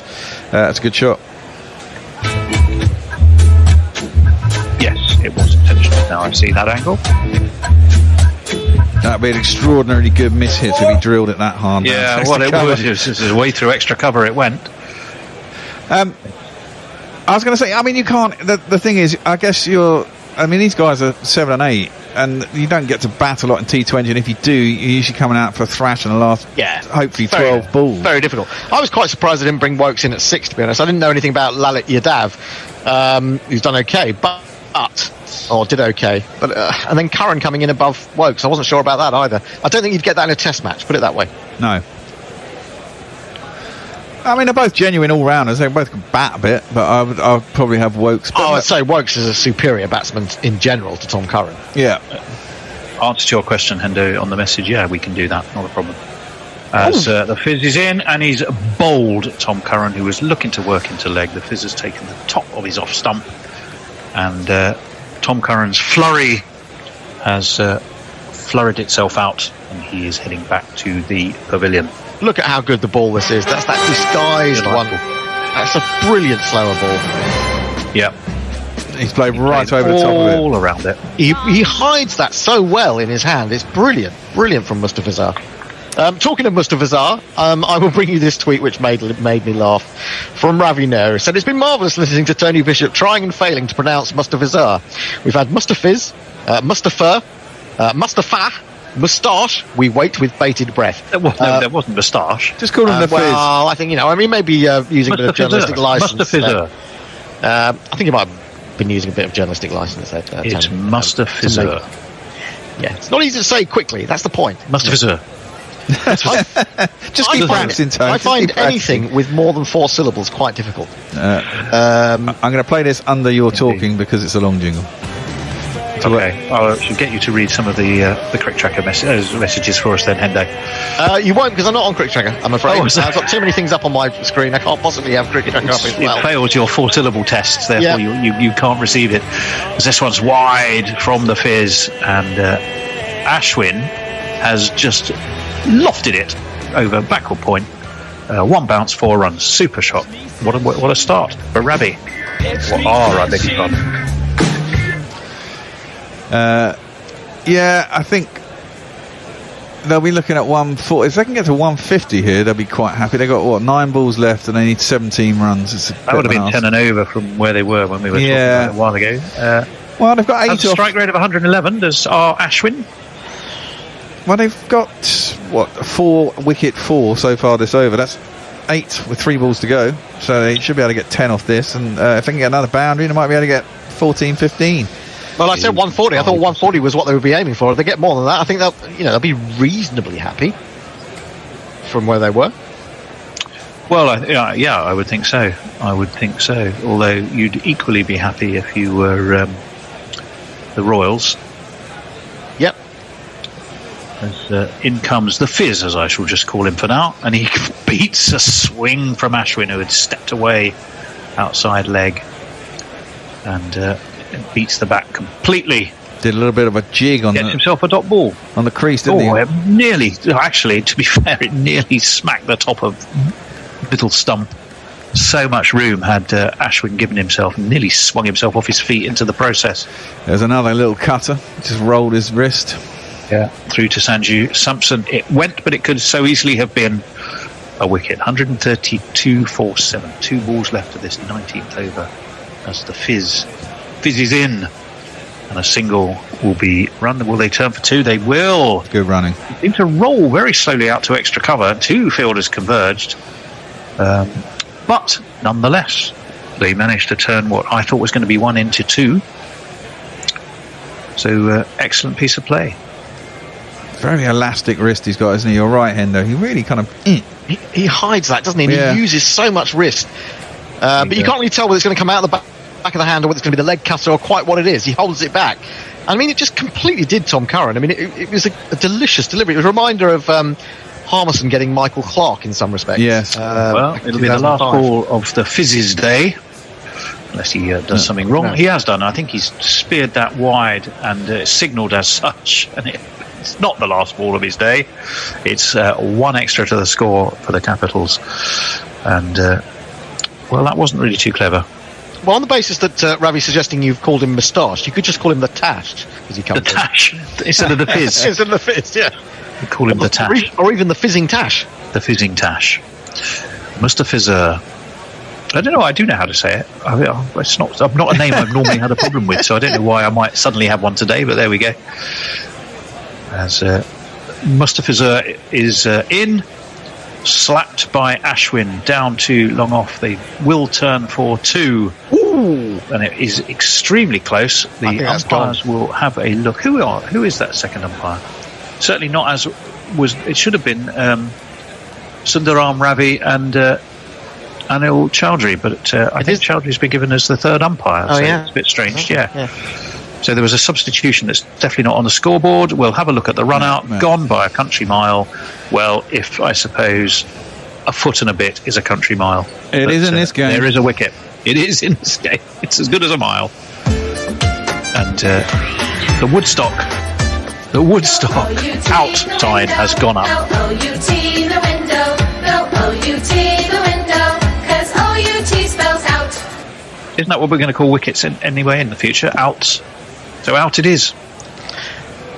If there's any young people or ladies who struggle to understand the rules of cricket and some of the terminology, go and watch the 100 because they're going to make it so much easier, apparently. I mean, do we do that in other sports? Is there any sort of precedent for that in other sports? Oh, it's the dumbing down of language. Well, yeah. I mean, how could we make the offside rule more easy for people? What could we call it that would make it much more easy for people to understand? Because I remember years ago, you're sitting here watching TV, and someone else who doesn't really follow football will say, "What does that mean? Why was that offside?" What's that all about? Sorry. Hendo Zakaria is going to bowl the final over of the innings. He's going to bowl it to Kagiso Rabada. Who's got the jingle like this? Got this jingle.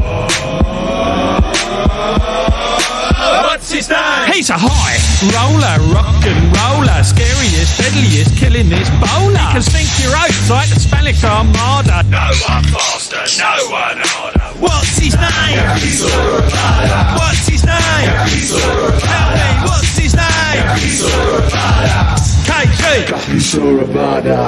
Rabada pushed the first one away.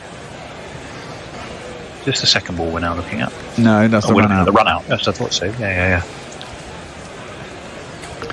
And he was a long way short of his ground. They've got to run. You've got to try and run everything, haven't you? I mean, it doesn't really matter. You've still got 3 wickets left, only 1 over left. So Sanju Samson will have harder run-outs to complete than that one. It was plonked straight into his gloves, and he had time aplenty as well. Rabada has a strike rate of 98 overall. And he's looked to loft this one down the ground, but he's only got it as far as long on. He will just take a single. He'll bring Wokes, perhaps the more established of the pair, or definitely the more established of the pair, having faced 10 balls. He'll be back on 2 strike. Joss Buttler is the man down there. So it seems strange to see Buttler patrolling the outfield and not with a pair of gloves on, and don't want to get into that long and heated debate that whether he should wear the England gloves or not, but something looks really weird when he's in the field. Just doesn't look right to me. This one is pulled by Wokes, but he doesn't really get hold of it, and it dribbles its way just past the back of the square leg, and it will only be a single. Well, Zakaria's bowled all right, hasn't he? He's in his 4th over, only got to 25. Oh, he's very good. He looks a very good find, doesn't he? I mean, you've heard about his background. I mean, he was picked up in the auction after putting himself there at the base price, picked up for 120 grand English pounds, if you want to do it that way. But his brother committed suicide about 3 weeks before the auction. Oh man! Oh yeah, it was really sad. And this was up and long, and 2 fielders converging. It drops between them. down at long off, and they will get 2. Isn't part of that story that they'd also lost, well, at least their dad quite young, and therefore the brother was very much the breadwinner? Or am I mixing up my? No, I think you're mixing up stories. You're mixing up your backstories. No, I mean he has been. His dad was forced out of work. I think he lost his job or something. Yeah, but I knew there was something around the dad and why. I mean, obviously the loss of his brother is tragic and awful, but there was a supplementary part to the story. I recall. Down the track comes Rabada, has a swing, and top edges, and will get a fortuitous but nonetheless welcome for. Bottom edge through a very fine leg for 4 runs.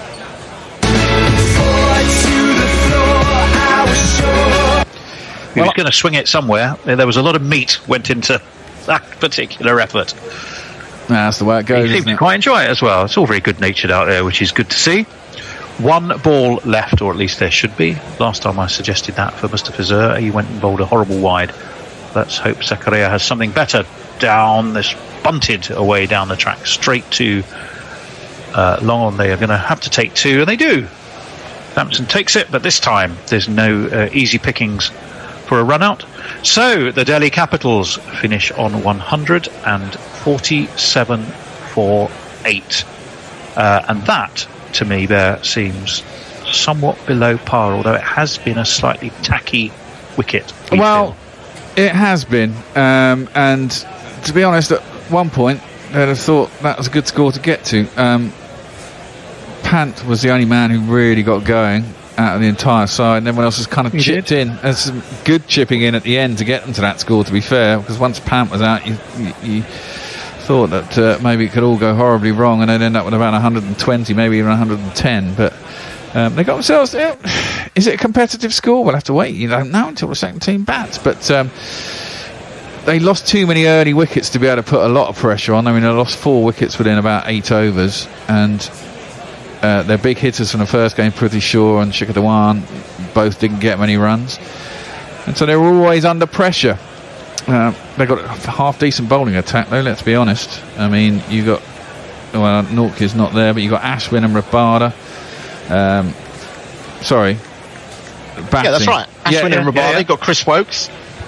Yeah. And Avish Khan, who I thought bowled really well the other day. Nortje, of course, who's missing because of late COVID test, isn't it? Yeah. Well, we'll quickly give you the highlights of the score. We won't go through the whole scorecard. We'll actually talk about the county scores. Actually, were during the lunch break. May not be of such huge interest to our Indian friends, but who knows? Rishabh Pant, as you were rightly saying, 51 for him, for the Capitals captain, off 32. Lalit Yadav got 20 off 24. Tom Curran 21 off 16. Chris Wokes was not out on 15 off 11 at the end, as was Rabada with a very nippy 9 off 4. 147 for 8. Pick of the bowlers, definitely Jadev Undakat, 3 for 15 off his 4. Fantastic piece of bowling. Chris Morris, 1 for 27 off 3. The Fizz, Mustafa Zur Rahman, 2 for 29, bowled very tidily, 1 horrible ball at the end, but generally pretty good. So 148, 149, 147, 148 to win for the Rajasthan Royals. Bear, where's your money? Well, I'm just going to say, let's see what the bookies say, shall we? And that's hedging your bets a bit, isn't it, Bear? Well, no, I want you. I want you to come down on one side. You're the man. You're the man. Well, I'd be tempted. I imagine that Delhi are not favourites, but they've got a decent bowling attack, and if they can get Butler and the big boys out early, and if the wicket is as sticky as we think it is, then it could be reasonably competitive. However, if Butler gets off to a flyer with whoever he opens with, you'd imagine they'll sail to this in about 16, 17 overs. Tell you the crick tracker. CricViz has them at 77%, the Royals to win.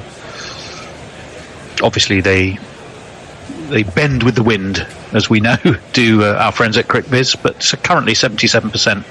is the likelihood that they put on a Rajasthan Royals victory. We were going to look at some county scores, weren't we? Let me find them for you. Is it match 2 of the season? It is match 2 of the season. I'm sure it'll be snowing somewhere. But here we go. Let's have a look. And I can tell you Middlesex, who are at Hampshire. Hampshire chose to bat. They are 219 for 6 down there at the Rose Bowl. Kyle Abbott is in with Sam Northeast, who's on 61. Is Kyle Abbott now an overseas player? He is. Yes, he is. He is. And he's also eligible again for South Africa, aren't he? Well, that's an interesting, because he was very interesting indeed. He was a class act, he was. Wickets for Middlesex, 2 for Stephen Finn, but not surprisingly quite expensively, 2 for 71. Wickets each for Bamber, Roland Jones, Martin Anderson and Nathan Souter. So Middlesex are playing a spinner, which at least is a good sign in this one. Let's see who else we've got. Lanky. This is Lancashire. They are at, where is this one being played? It's being played at Old Trafford. Yes, indeed it is. 205 for 5. Anyway, Lancashire, they chose to bat. Luke Woods yet to get off the mark. And Dane Villas, wicketkeeper batsman, of course. He is on 26 from 69. Simon Kerrigan, remember him? Simon Kerrigan. Yes. Simon Kerrigan was just out. He was out for 13. Who's doing the damage there? Let's have a quick look and see. Well, Lancashire, they've spread the runs around a bit, actually. 57 for Alex Davis. Josh Bohannon, 68 before being LBW to Kerrigan. And Keaton Jennings was out for 13. Court Vasconcelos off the bowling of Taylor. Who else made some runs? Stephen Croft, 26. Rob Jones, 13. Dean Villas, as I said, not out, 26. Wickets there. 2 for Tom Taylor. 2 for Simon Kerrigan. 2 for 46 for him. So he does know how to take wickets, just not at the Oval in a Test match. Well, yeah. Lads. Let's have a look. Yorkshire and Kent. Let's have a look at Yorkshire and Kent. We've done Lancashire. Let's see what's happening down at the St Lawrence Ground in Canterbury. We were talking about the famous tree earlier, Hendo, because Alan Elam, remember him? Alan Elam came into my mind because we were talking about boundary fielding. Don Bess is in at the moment. Yorkshire had chosen to bat. They are 274 for 6, so a couple of bonus points on the board for them. Don Bess is 32 off 55. Jordan Thompson 17 off 35. And if I have a quick look at the scorecard for you, we'll see who else made runs for Yorkshire. Adam Lythe, 97. He was caught Robinson behind the stumps for off the bowling of Milnes. Tom Kohler-Cadmore, 14. Tom Lawton, 27. Joe Root, whoever he is, only managed 11. 11 off 20. He was caught behind, again to Milnes. Harry Brook, 54. So good 50 for him. LBW to Miguel Cummings, who probably should be playing at Middlesex, but isn't. Jonathan Tattersall, 11. Caught Stevens bowled leaning. And we said Don Bess and Jordan Thompson, currently the not-out batsman, who's been amongst the wickets for Kent. Harry Podmore, ex-Middlesex, 1 for 53. Darren Stevens, now we think about 146 years old, has 1 for 39. Matt Milnes, 2 for 39. Miguel Cummins, 1 for 68. And the other wicket was for Jack Leaning, who has 1 wicket for no runs at all. So that's not a bad day out for him so far. How are we doing? Let me roll down and see. Glamorgan and Sussex. I can tell you that in Cardiff, Glamorgan 276 for 7. Derbyshire against Worcestershire at the County Ground in Derby. They are Derbyshire 276 for 4. There's a lot of 270 somethings. Well, it's that time of year, isn't it? I mean, if you bat well, 270 is a pretty good score, I reckon. Well, for 4 down, I would say, yeah, definitely. I mean, you imagine, and getting towards the end of the day as well. So, Now, interestingly, Worcestershire in that one chose to field. Now, my theory is always, if you choose to field in a 4-day game, 250 is the top whack for the team batting. If the team gets beyond 250 and you've been put in, I would say it's advantage the batting side. Oh, I think Worcestershire may well feel that on this occasion. Well, yeah. I mean, if you exactly that, you've got to think the pitch is going to do something for you. And it'll... It's quite interesting, because both Sussex down in Cardiff and Worcestershire up in Derby both probably looked at the pitch, thought to themselves, "Ooh, we're having a bowl," and they've both been slightly regretting the decision. Sussex slightly less so, on the grounds that they have Glamorgan 7 down. Essex, remember, Brian Barish was keeping us up to date on the county scores. Essex were all out for 96. Durham, in reply, this is at Chelmsford, are 46 for 1 off 18 overs. Let's just have a look at that 96. Who made some runs, if anybody, in the Essex innings? Essex. 32 for Dan Lawrence off 68. Got a bit of a run out, of course, over the winter. Perhaps carrying some of that form back because he had his moments, didn't he, in Sri Lanka? Adam Wheater, 18 off him for 44. Nobody else really made any. It's just down the road from me here, and it's cold and overcast here today. Well, it's cold and overcast everywhere. It's raining here. So there you go. We've had some rain, yeah. Wickets were pretty shared out, actually, for Durham. Chris Rushworth, another county veteran, 3 for 13. So again, a bit of nip, a bit of dibble, a bit of double, doing the trick. 2 for 25 for Matt Salisbury, 2 for 20 for Ben Rain, and 3 for 37 for Bryden Cass. So that's the sort of the highlight there. Obviously, games should be going your way. Who elected to bat in that one? Durham. Who won the toss there? Nestlers, do we know? No, you're the one looking at the scorecard, Tony. Well, I am. I'm just going to go down. You're the one who's supposed to tell us these things. I will tell you who won the toss. Having been out for 96, were they put in? The toss, Essex did win the toss and chose to bat. That did not go well. No. Did it? It did not. I think we're going to start very soon, aren't we? We are going to start very soon. Yeah, at this time of year, in these conditions, it's a toss-up. You want to bat because basically, if you're a bowling captain, you want to sit in the pavilion and keep warm. Well, yeah. Let me just give you the scores rather than the stories elsewhere. Notts chose to bat. They are 221 for 8 at Trent Bridge against Warwickshire. Somerset, Gloucestershire chose to field. They were put in there, 249 for 6 at Taunton. Leicestershire are 150 for 2. They chose to bat against Surrey. And that brings you pretty much up to date. Thank you. Are you going to do that for the 100? No. I'm going to take a little break now. You are indeed. See you later. I'm going to play some jingles. This man's going to come out to bat.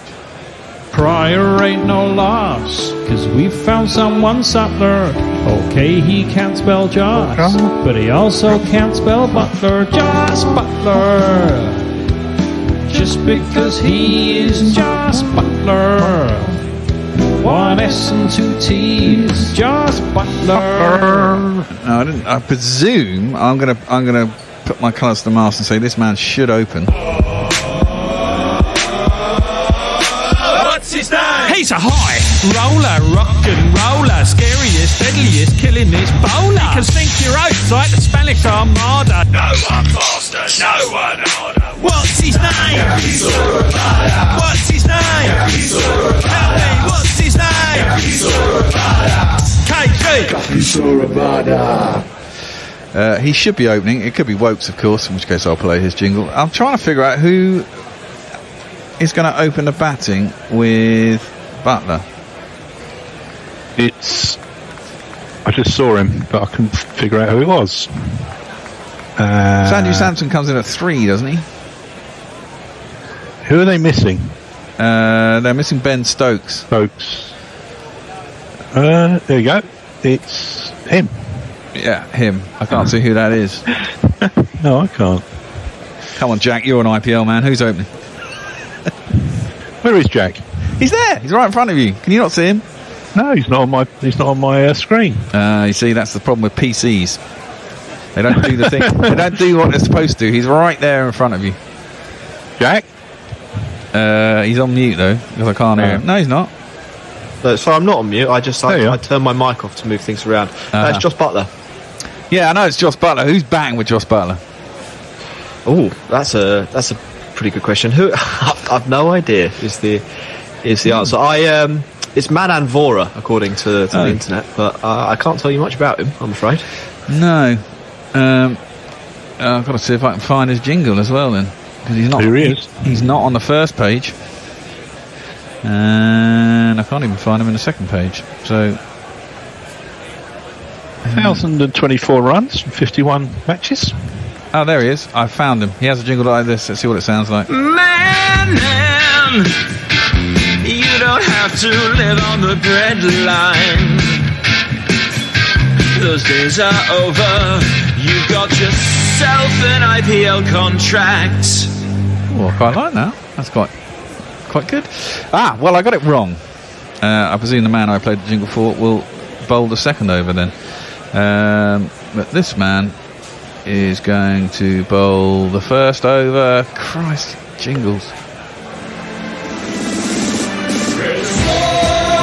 He's on Instagram, and he's a Twitter fan. On the Ashes tour, not Ben Stokes, but he'll have to do.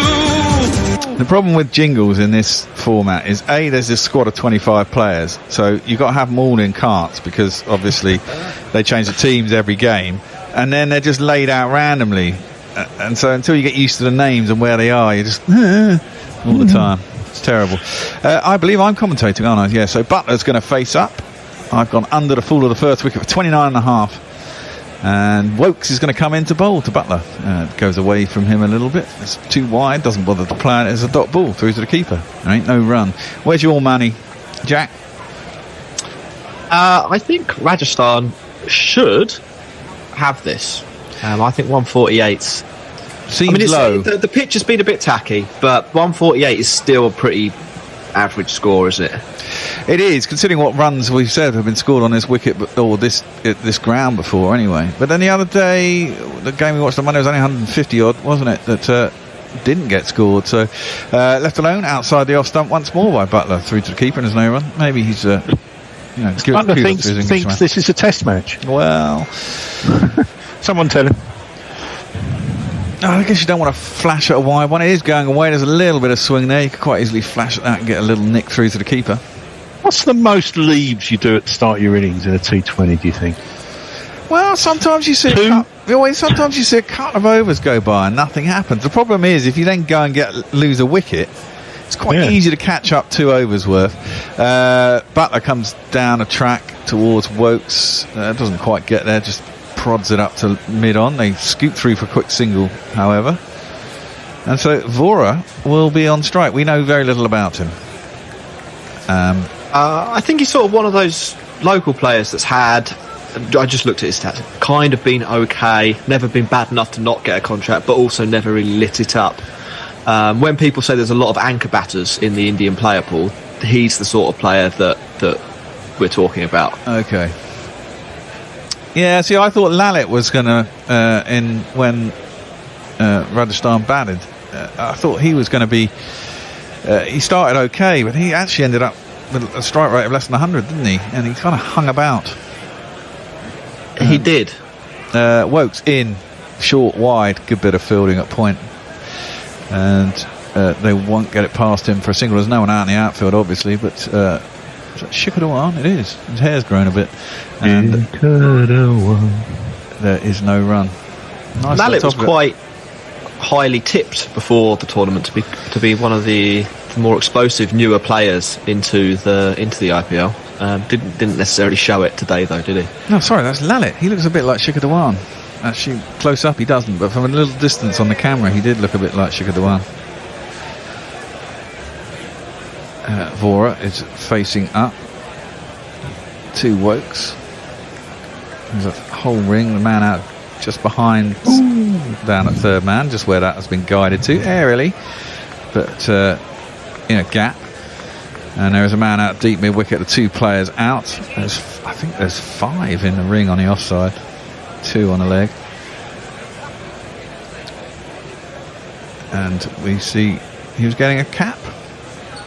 Cap presentation. Cap presentation. Indeed. Ricky Ponting's giving him a stern word. Telling him he's done well to get here, man. Well, he didn't. He's doing it in an Australian accent, obviously. Oh, now that's come back. Cut in half, Butler. That's it. Too close to play any sort of shot and was in no position to play one. Kind of jabbed his bat, but it's outside the off stump. It's cut back in, hit him on the top of the thigh pad, well above the stumps, and bounced out to where they have a slip in, and there is no run. Yeah, cut him in half. That there's no position to play a shot. Good first over by Wokes, and Rajasthan haven't lost a wicket though. 3 for none. Butler will continue. He's only 1 off 4. Bora has just scored the 1 off the 2. Yeah, I don't think it matters, Nestlers. I think if you can negotiate the first 2 overs, get your iron and catch up, you can quite easily get an over where you suddenly get 15 in an over and everything looks rosy again, and then you can step on from there. Yeah, I guess my question is, I know you don't want to throw your wicket away. It's at what point do you go, okay? I think you can only afford. Well, yeah, what can you afford? I think you can afford 4 balls as an opener in a T20 over the course of the first 2 overs. So if you get a single, that's fine. You get off strike, and then you miss hit another one, and you maybe leave a couple. After that, you've got to be hitting every ball for at least 1, and you've got to be finding the gaps and getting the 4s too, because there's only 2 people out. Butler has guided it to one of those as Avish. Yeah, Rabada isn't opening the bowling. Avish is opening from the other end, and it's guided down to long leg for a single. I'll see if I can find a jingle for him.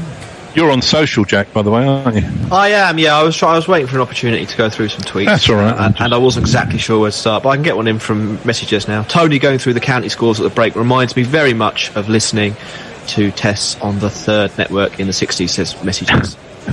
Okay. I can't find an Avish in the jingle machine. That's because I'm looking in the wrong bloody side, isn't it?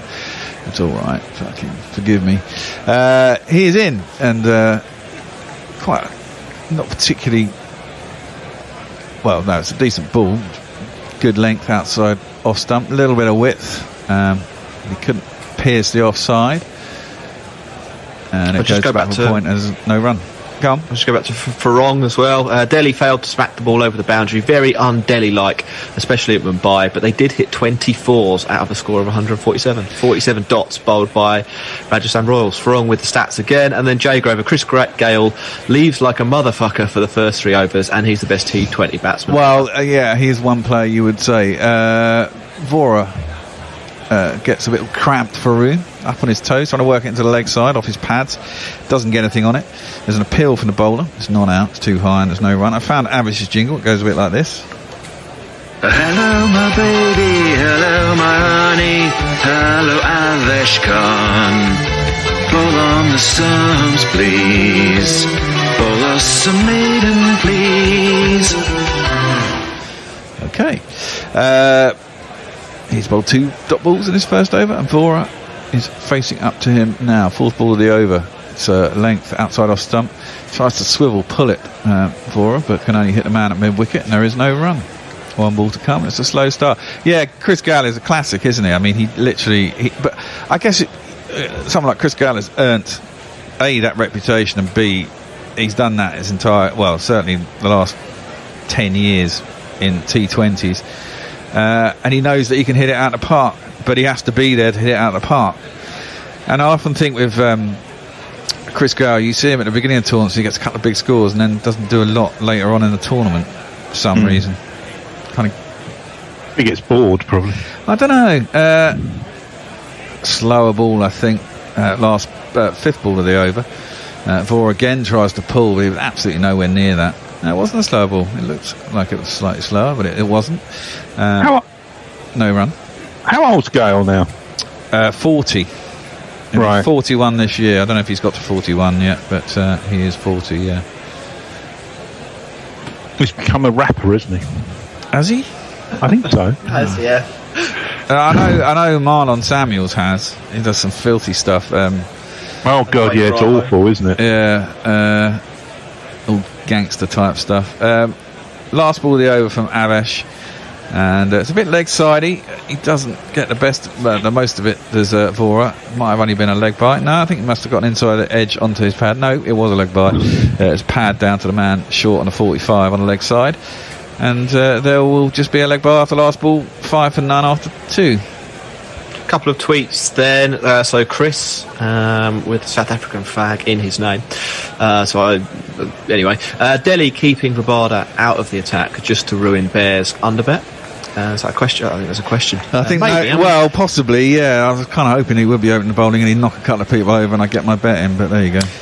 He does. He's got very, very good power play strike rate, Rabada, so it is a little bit of a curious one. But then again, Wokes, it's a classic swing bowler, so if you're going to play him, you sort of have to bowl him in the first 3 or 4.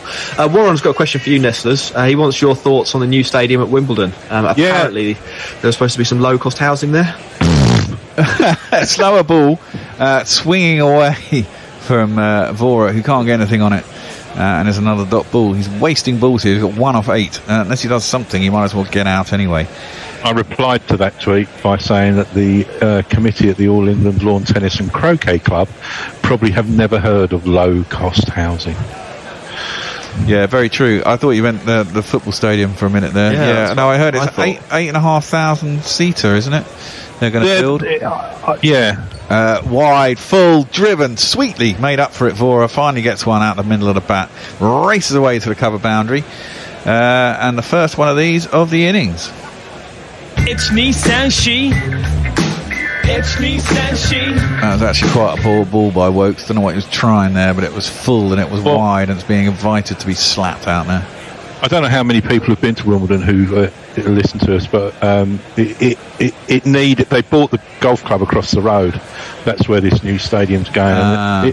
It needs to be increased because it's a nightmare in the outside courts, I think. That's a slower ball going away from Vora, but he got enough on it. There's no one straight. The men are out, probably behind square on the offside and down at deep square leg. So it's consecutive 4s as that's gone down to long on. Not particularly well hit, but hit well enough. 1, 2, 3, 4. No one's timing it well today, are they? No, well, that says something. Maybe that does say something about the pitch. That's the thing. This is where you think maybe a 147 will be enough. I mean, Delhi, as you say, a pretty good side. Comes Wokes. Next ball's gone way up in here. I don't think there's anyone out there, though. Yeah, there is someone out there. It's Kagiso Rabada. Well, they've only got 2 men out, but maybe it went... I think he ran round. I think he ran round. I think he was the man on the circle at mid-on, and it went up high enough that gave him time to get around to that, and it only went about 10 yards outside the 30-yard circle. So I get my bet. Kagiso Rabada has... Number of the day. No, he hasn't got one of them. I'm just going down the list. Kagiso Rabada has caught that, and the first wicket of the innings is gone. Wokes gets it. I won't look back, 'cause by the time that I do, you'll be gone. It's caught Rabada bolt. Wokes 9. Ended up 9 off 11 with those 2 4s. Really pulled it back for him, but 11 balls gone for 9 runs is not what you want of an opener, and then to lose that wicket is a bit of a pain. 13 for 1. Who's the man?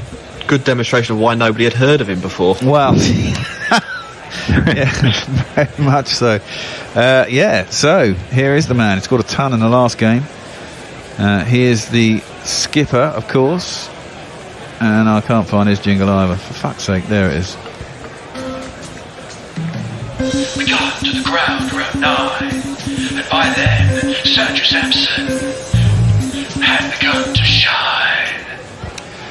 Yeah, he had some good innings in the last IPL. Started this one with a 100. Was it 120? Wasn't it? Off 57 balls or something. Something like that. Yeah, 119 or was it? Or yeah, 119.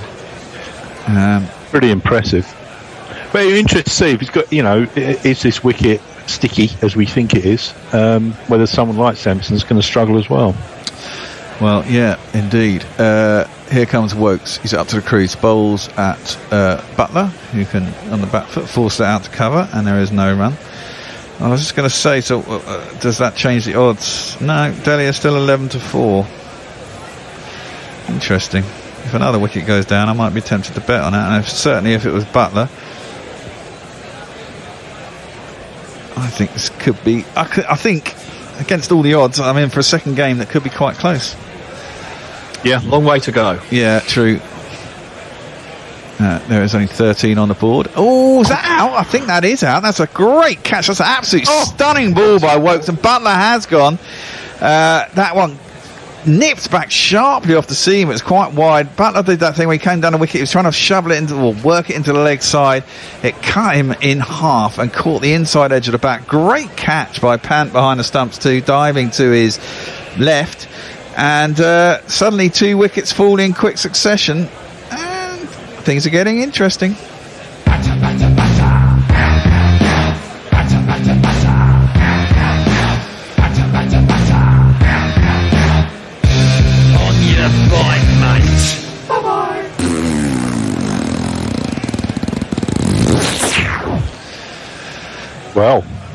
Well, indeed. Butler gets out for a second low score in this IPL. Rubbish. Yeah, bring him home. Yeah. Need some rest. Do we got a few tweets? Yeah, come on, give us some.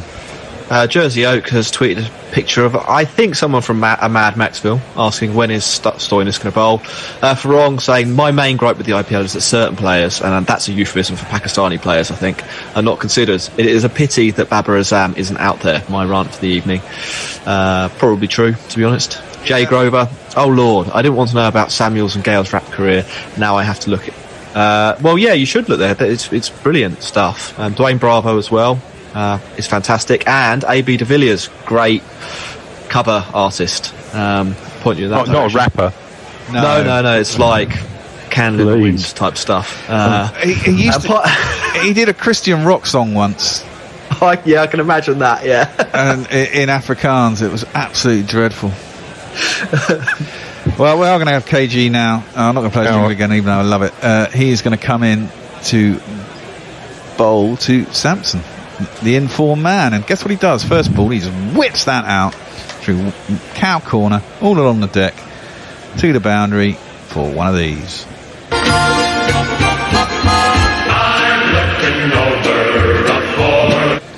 It's a beautiful shot. It's a bit too leg sided, a bit too full from Rabada. First ball, I suppose you can get away with that. I do like KG Rabada. He's a quality bowler. That was nice, though. Yeah, it's good pace in at the pads full. That's the one ball you probably can hit on a sticky wicket. Oh, nearly gets himself in a tangle there, though, Sampson. It's a pretty straight delivery, and it's quite full again. He goes back, jabs it down into the offside. It was way too close for that. But gets away with it, plays it down to the player. At backward point, and there is no run. That was a great ball by Wokes. And a great catch as well. Yeah. He got himself all in a tangle there, did Butler, didn't he? Yeah. Well, he did before, didn't he? He got a knob botherer. Rabada in full and gone! Oh my word! This game is on. Full outside off stump, driven at by the Centurion from the last game, Sanju Sampson. But this time he gets an edge, and Shikhar Dhawan is at first slip, catches it above his head. Sangakkara looks distraught, and the third wicket goes down. Game on.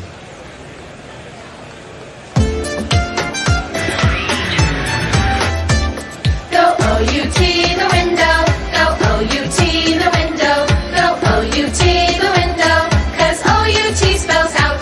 He slaps the inside of his thigh. That was a tempter, it wasn't it? It was full, it was quick, but it was going away ever so slightly, enticing the drive. Just imagine how England will try and get a lot of Indian batsmen out this summer when a test series comes along. Didn't really move his feet, didn't get out to the ball, and was therefore snaffled. So, yeah. Well, it's game on now, isn't it? I mean, I think Shivam Dubé is maybe the most over-promoted player to bat at number 5 ever in the history of the IPL. Well, and David Miller, this is his first game. I don't know if he played for South Africa recently, maybe. Probably, I think he did. It's not going to be easy for him to come in here, is it? No, it's not. And David Miller always flatters or deceives to flatter, or whatever it is the saying is. I can't remember what it is. Flatters to deceive. I saw him years ago, and he's a big, powerful player. It's a long ball, but rarely have I seen him actually do it since those years ago. And Rabada will know his game well. The first ball is a full toss outside his off stump, and it's driven. Misfielded a bit by cover, and I'll get through for a single. Let's play some jingles for the new batsman. This man is in. You shouldn't do, babe. Treat the bowlers roughly. He's got the skills you need, and he's right buff, really. He's hitting sixes, not making duck eggs. So take this guy on if you feel like getting clubbed. He's got a decent jingle. I quite like that jingle. And Miller's out there as well. I might talk over his jingle because it goes on for a long time. Next is a real life wife. David Miller, qu'est-ce que c'est? Suffer for fire, suffer fire, he will. It's a decent length ball by Rabada, and it's just played up to mid-off by Dubé's first ball, and there's no run. I know nothing about Doob. Well, they paid an awful lot of money for him because he was one of the better Indian players in the auction pool this year. But he's not really done that much in the IPL before. He was played for RCB for a couple of seasons. He's really an all-rounder, but one of those all-rounders that wouldn't get in the team for their batting or their bowling, if that makes sense. Yes, a spare part. That one is defended from the crease out to cover, and there's no run. Does he make a good cup of tea then, or something? I don't know. He can. To be fair to him, hit the ball a long way. I don't think he might not be like the worst number 7 in the tournament. I think number 5 in the power plays. He's out of his element, to quote the Big Lebowski. Okay. That's a good film. Tweets. Go for tweets. Right, Pirate Badash has said this has absolutely no relevance to the IPL, but Northern Irish off-spinner Jack Carson has just taken his 3rd wicket for Sussex to bowl Glamorgan out for 285, so well done to him. Warren, Chris Morris, 16.25 crore. Chris Wokes, 1.5 crore. ... Well, I think Morris can bowl at the death, and I'm not sure Wokes would be quite as good as Morris there, and that is a skill set that is quite rare in T20 cricket, so we'll explain some of that. Jay Grover, just listen to Internet something. Not as bad as I thought it would be, but it's just an anemic hybrid. So it's one of the songs that maybe the Marlon Samuel songs. Just an anemic hybrid of R&B and dancehall. I'll need a few more before I look up Gail's mind. I'm still recovering from his audiobook. I did not know there was an audiobook. Wow. He's also on that site that Farage went on, where they do birthday clips and shit. Oh yes. Pressed forward as Miller, inside edge, goes down to long leg. They'll get a single. Did you see the Farage run the other day? No. Yes. What was it?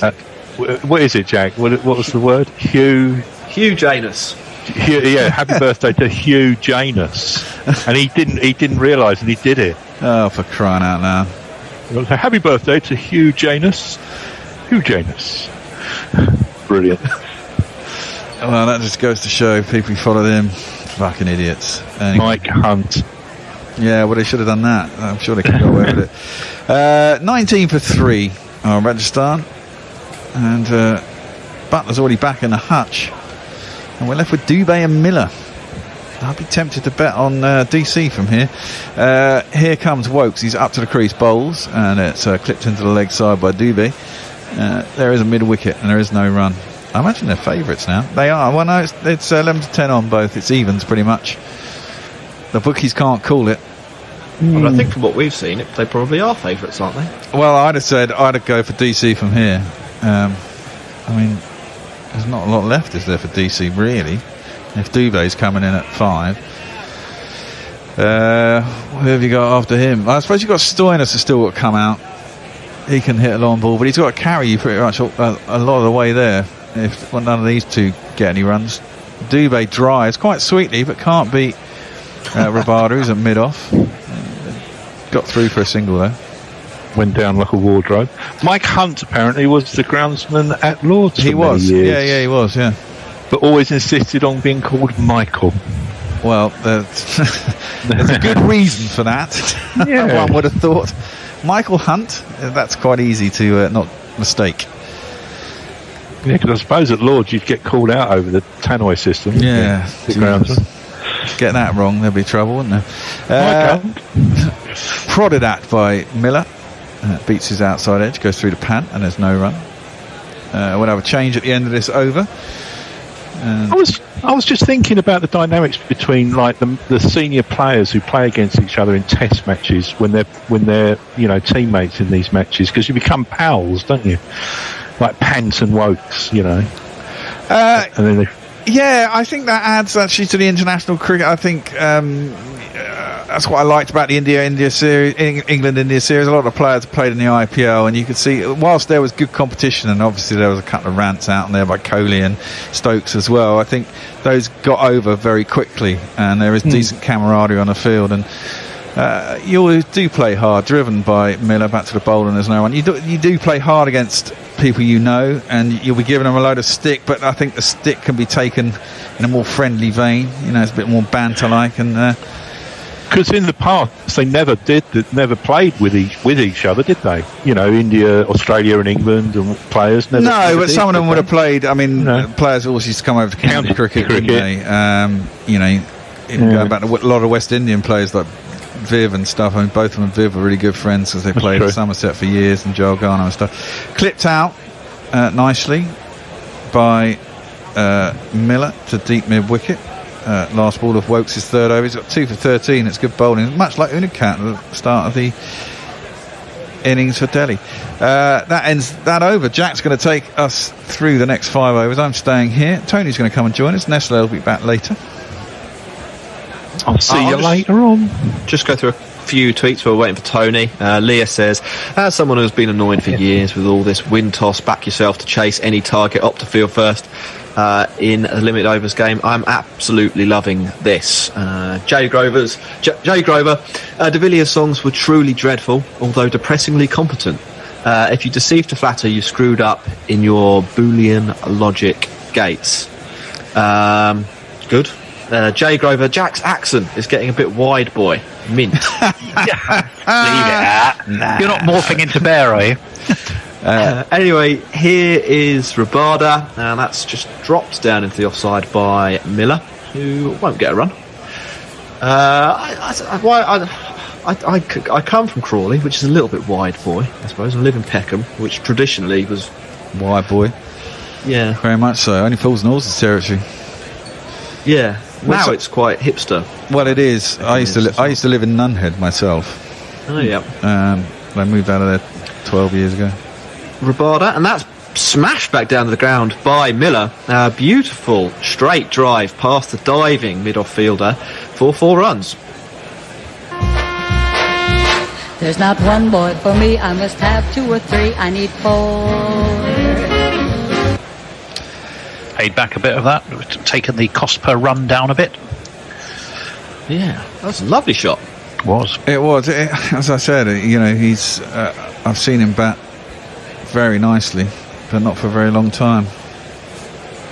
Here is Rabada again to the left-hander, who blocks it to extra cover, where it's fielded and returned to the wicketkeeper for no run. I think in a sense. And this might get some criticism. I think the Stokes injury for Rajasthan Royals might be a bit of a blessing. I think they might be able to bring in someone who's a little bit more effective in T20 cricket.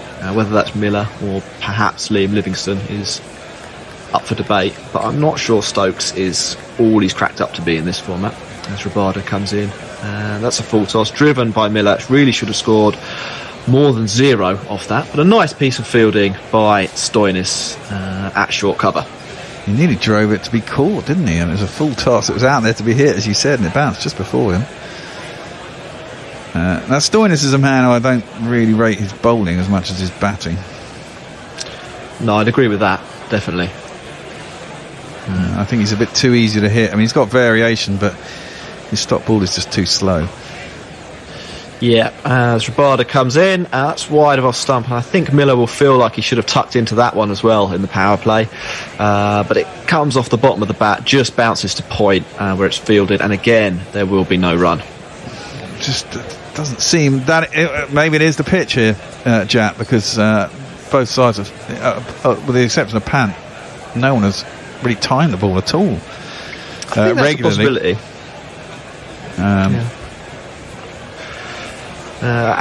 Here is Rabada to complete his set. That's a slower ball wide of off stump, and Miller has played that nicely down to third man, but it's fielded energetically by the fielder out on the fence, who manages to cut it off and keep them to 1.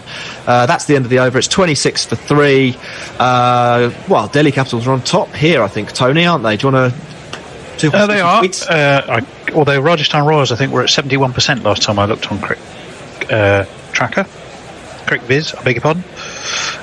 Jay Grover was... Oh, no, he's already said that about your accent. Ravi Nair says, oh my God, it's been years since I heard the David Miller jingle. Lovely sense of nostalgia for both Miller and Talking Heads. I can't remember which jingle it was. What was it? Which Talking Heads track was it?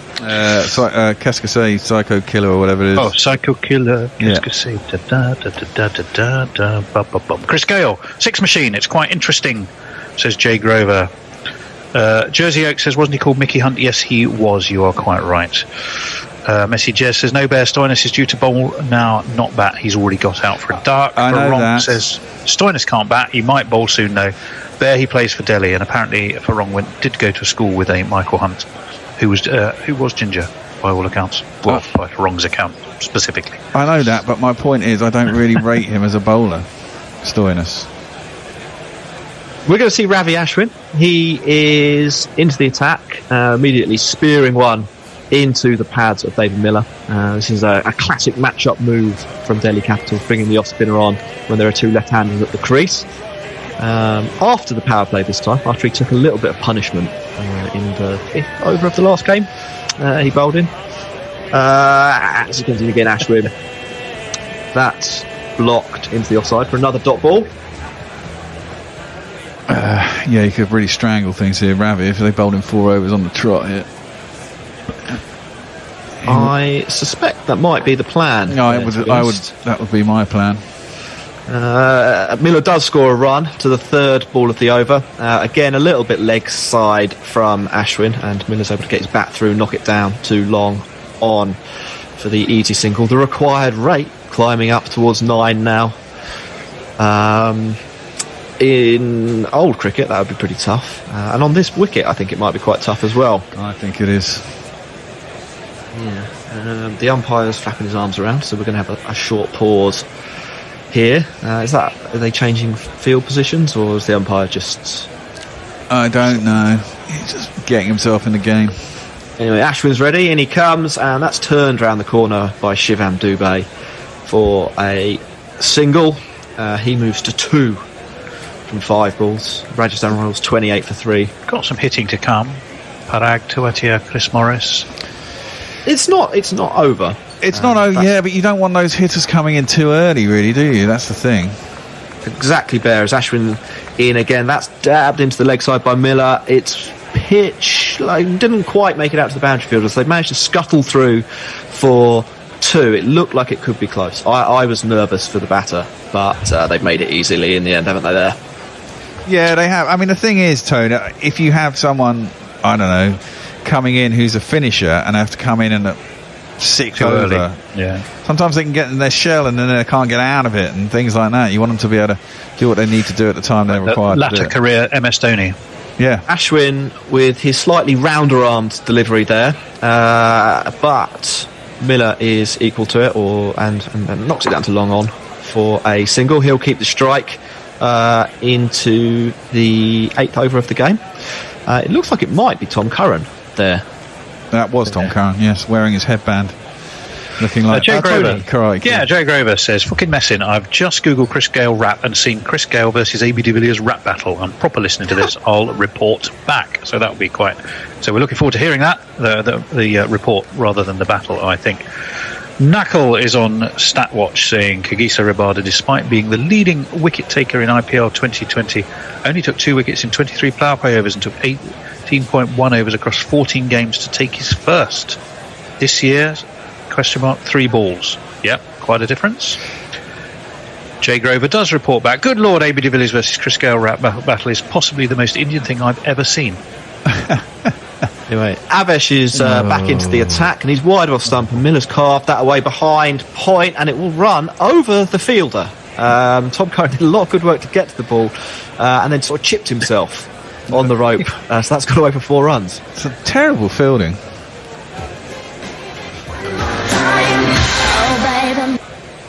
Yeah, I don't think you could have. I mean, it's fine work to get there, but it's a sliding tackle into touch, basically, coming through with his knee.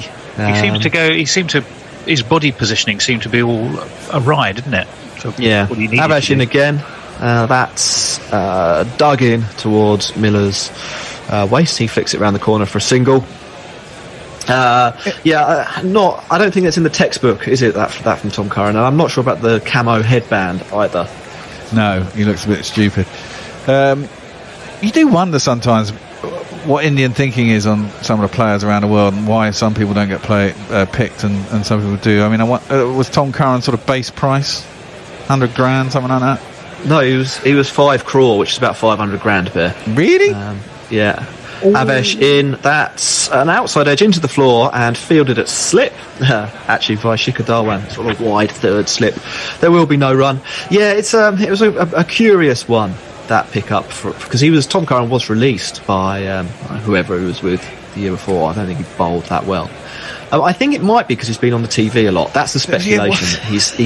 He regularly has a good big bash. That puts him in the market window, so to speak, for the auction, which happens right after the big bash. Someone spends loads of money on him. I imagine having a famous brother probably also helps. Probably comes in. That's a wide ball. That's edged, and it's caught by Shikhar Dhawan, who slaps the inside of his left thigh. Trademark celebration. Shivam Dubey has gone for 2 off 7. Avesh has 1 for 6.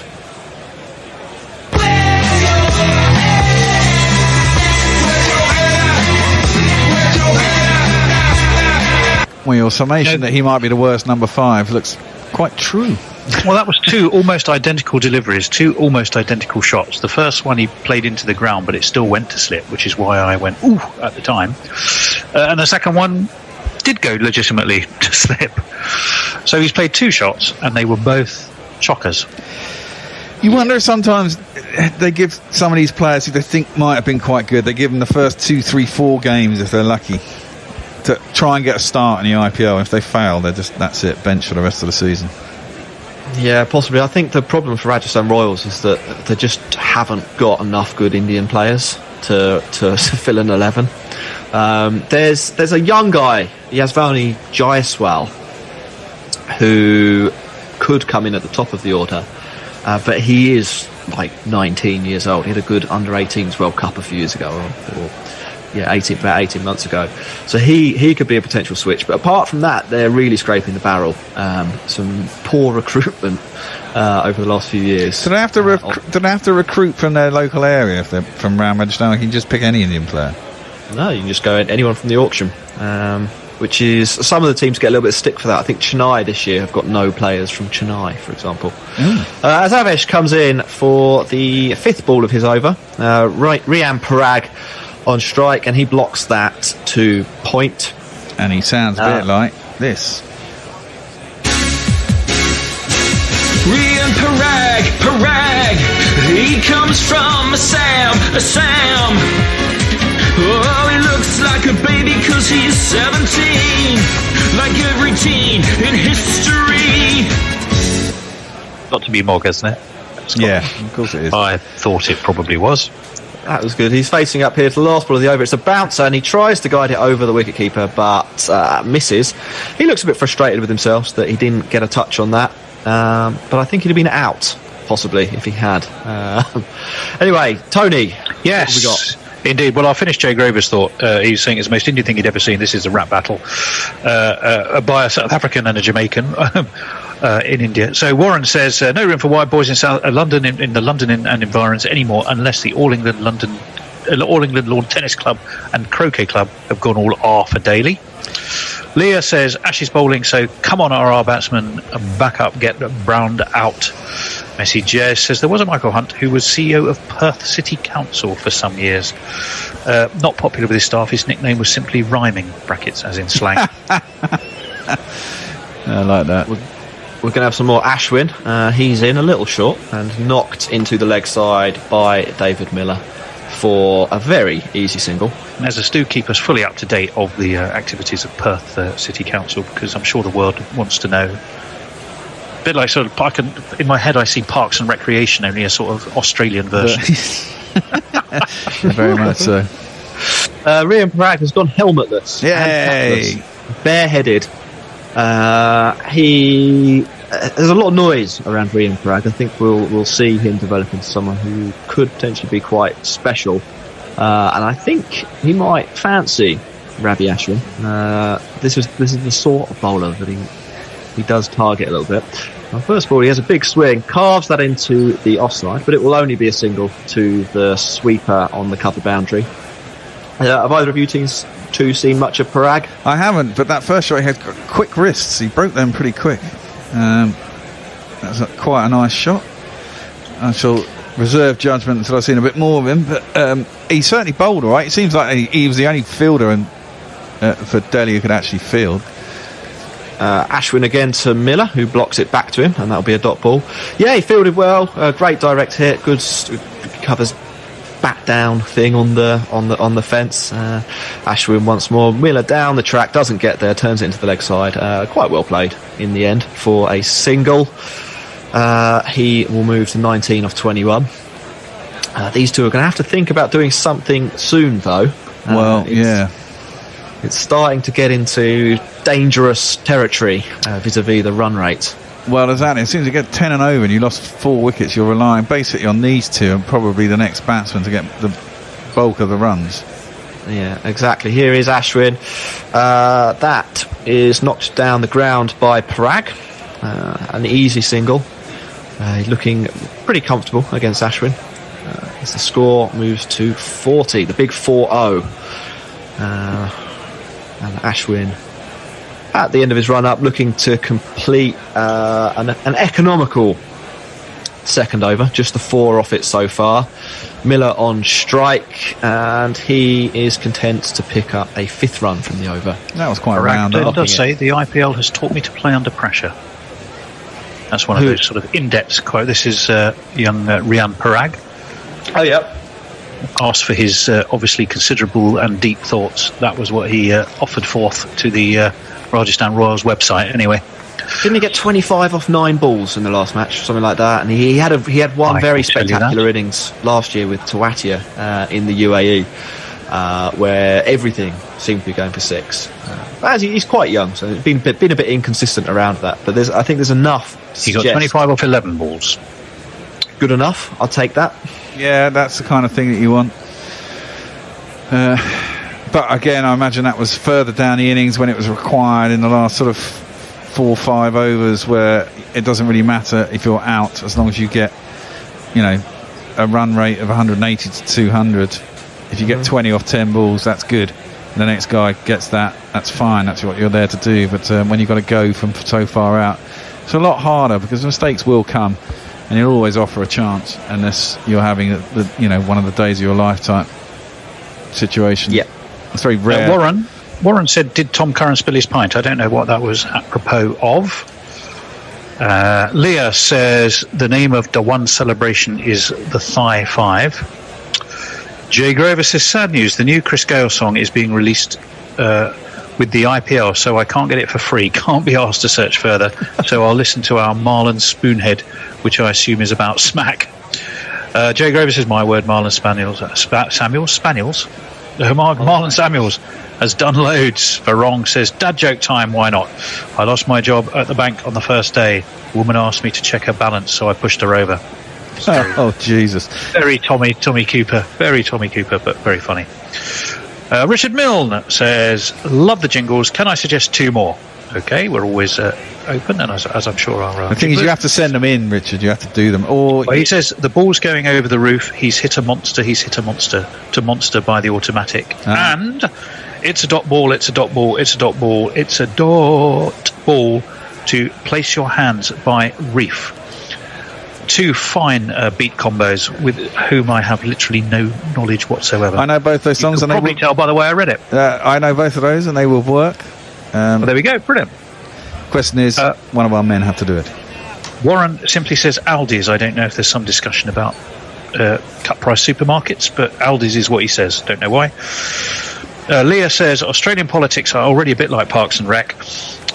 What with Cole Scotty from marketing held up to proclaim as clean, having to be lacquered so that he wouldn't make his wank appendage dirty. Oh, okay, good to know. We're back after the just in time, Woodstock timeout, and Avesh is into the attack.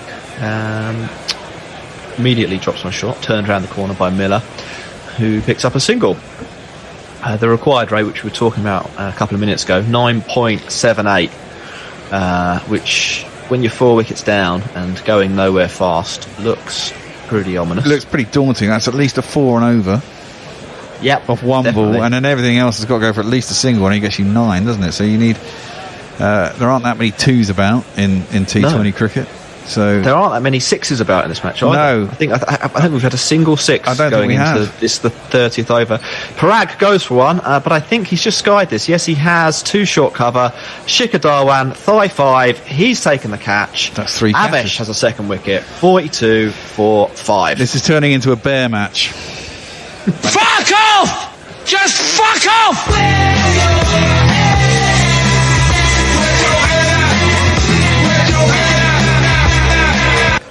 It was a good delivery though, didn't he? Slid it out the side of the hand, took all the pace off.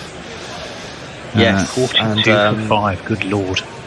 Yeah, Parag has just skied that, basically. Shikhar Dhawan, the ball certainly has followed him in the first couple of matches of this IPL. I think he took 3 catches in the first game. Is he on 3 today as well? Yeah, he's on 3 today. Jugs all round. Absolutely. Yeah. Do you reckon they go to where do they? Is there a bubble bar to celebrate? I don't know. Achievements. Well, some of the states are dry, aren't they? So I mean, I don't know if this is a dry state or not. I couldn't live in a dry state, obviously. If you were doing commentary for the ICC again, Bear, or the production, would you sort of have a contractual rider so that I'll only do it in non-dry states? Something like that. I'd have certainly bought a bottle of whiskey at duty free, and that'd be in my hotel room. Are they? Do they not have provisions for hotels and so on to attract international guests? I think so. I remember once. I don't know if I've got time to tell you. I was in a conference in Bahrain. I remember going to a reception in the evening with all the local dignitaries and loads of people. And I'll just hold that thought. That is Avesh, and it's a bit edgy from Tuati to start things off, but it evades the catching fielders, flies down to third man, where it's returned by Tom Curran. He successfully fields that one and protects his pint on the boundary. That is just a single. I'll finish that story. So everyone at this reception who was non-local would literally clank as they walked, because they had their pockets absolutely chock full of everything from their minibar, which they would then be surreptitiously topping up their orange juice and fizzy water with left, right and centre. It was very funny, and getting steamingly pissed in the process. It is Avesh. He's gone for the bouncer, and that has been pulled. This could be a boundary. Yep, David Miller has found the square leg fence. That will relieve just a little bit of the pressure, although at 47 for 5, there is quite a lot of it. Yeah, there is quite a lot of it. It's one of these. 1, 2,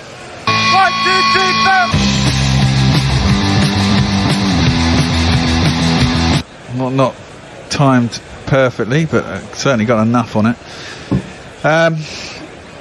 I mean, this is where Pant got them to what was an acceptable, what looks like certainly an acceptable score. So Rajasthan have to have someone in the Pant mould. Here is Avesh, and David Miller goes for a Pant-esque shot, carved through extra cover with a horizontal bat, and he's found the rope again. So that's 2 fours and 2 balls. Sure. Maybe he is the new Pant. Well, he certainly thrashed that. I'm not sure. Again, that wasn't particularly timed to perfection, but it had enough on it.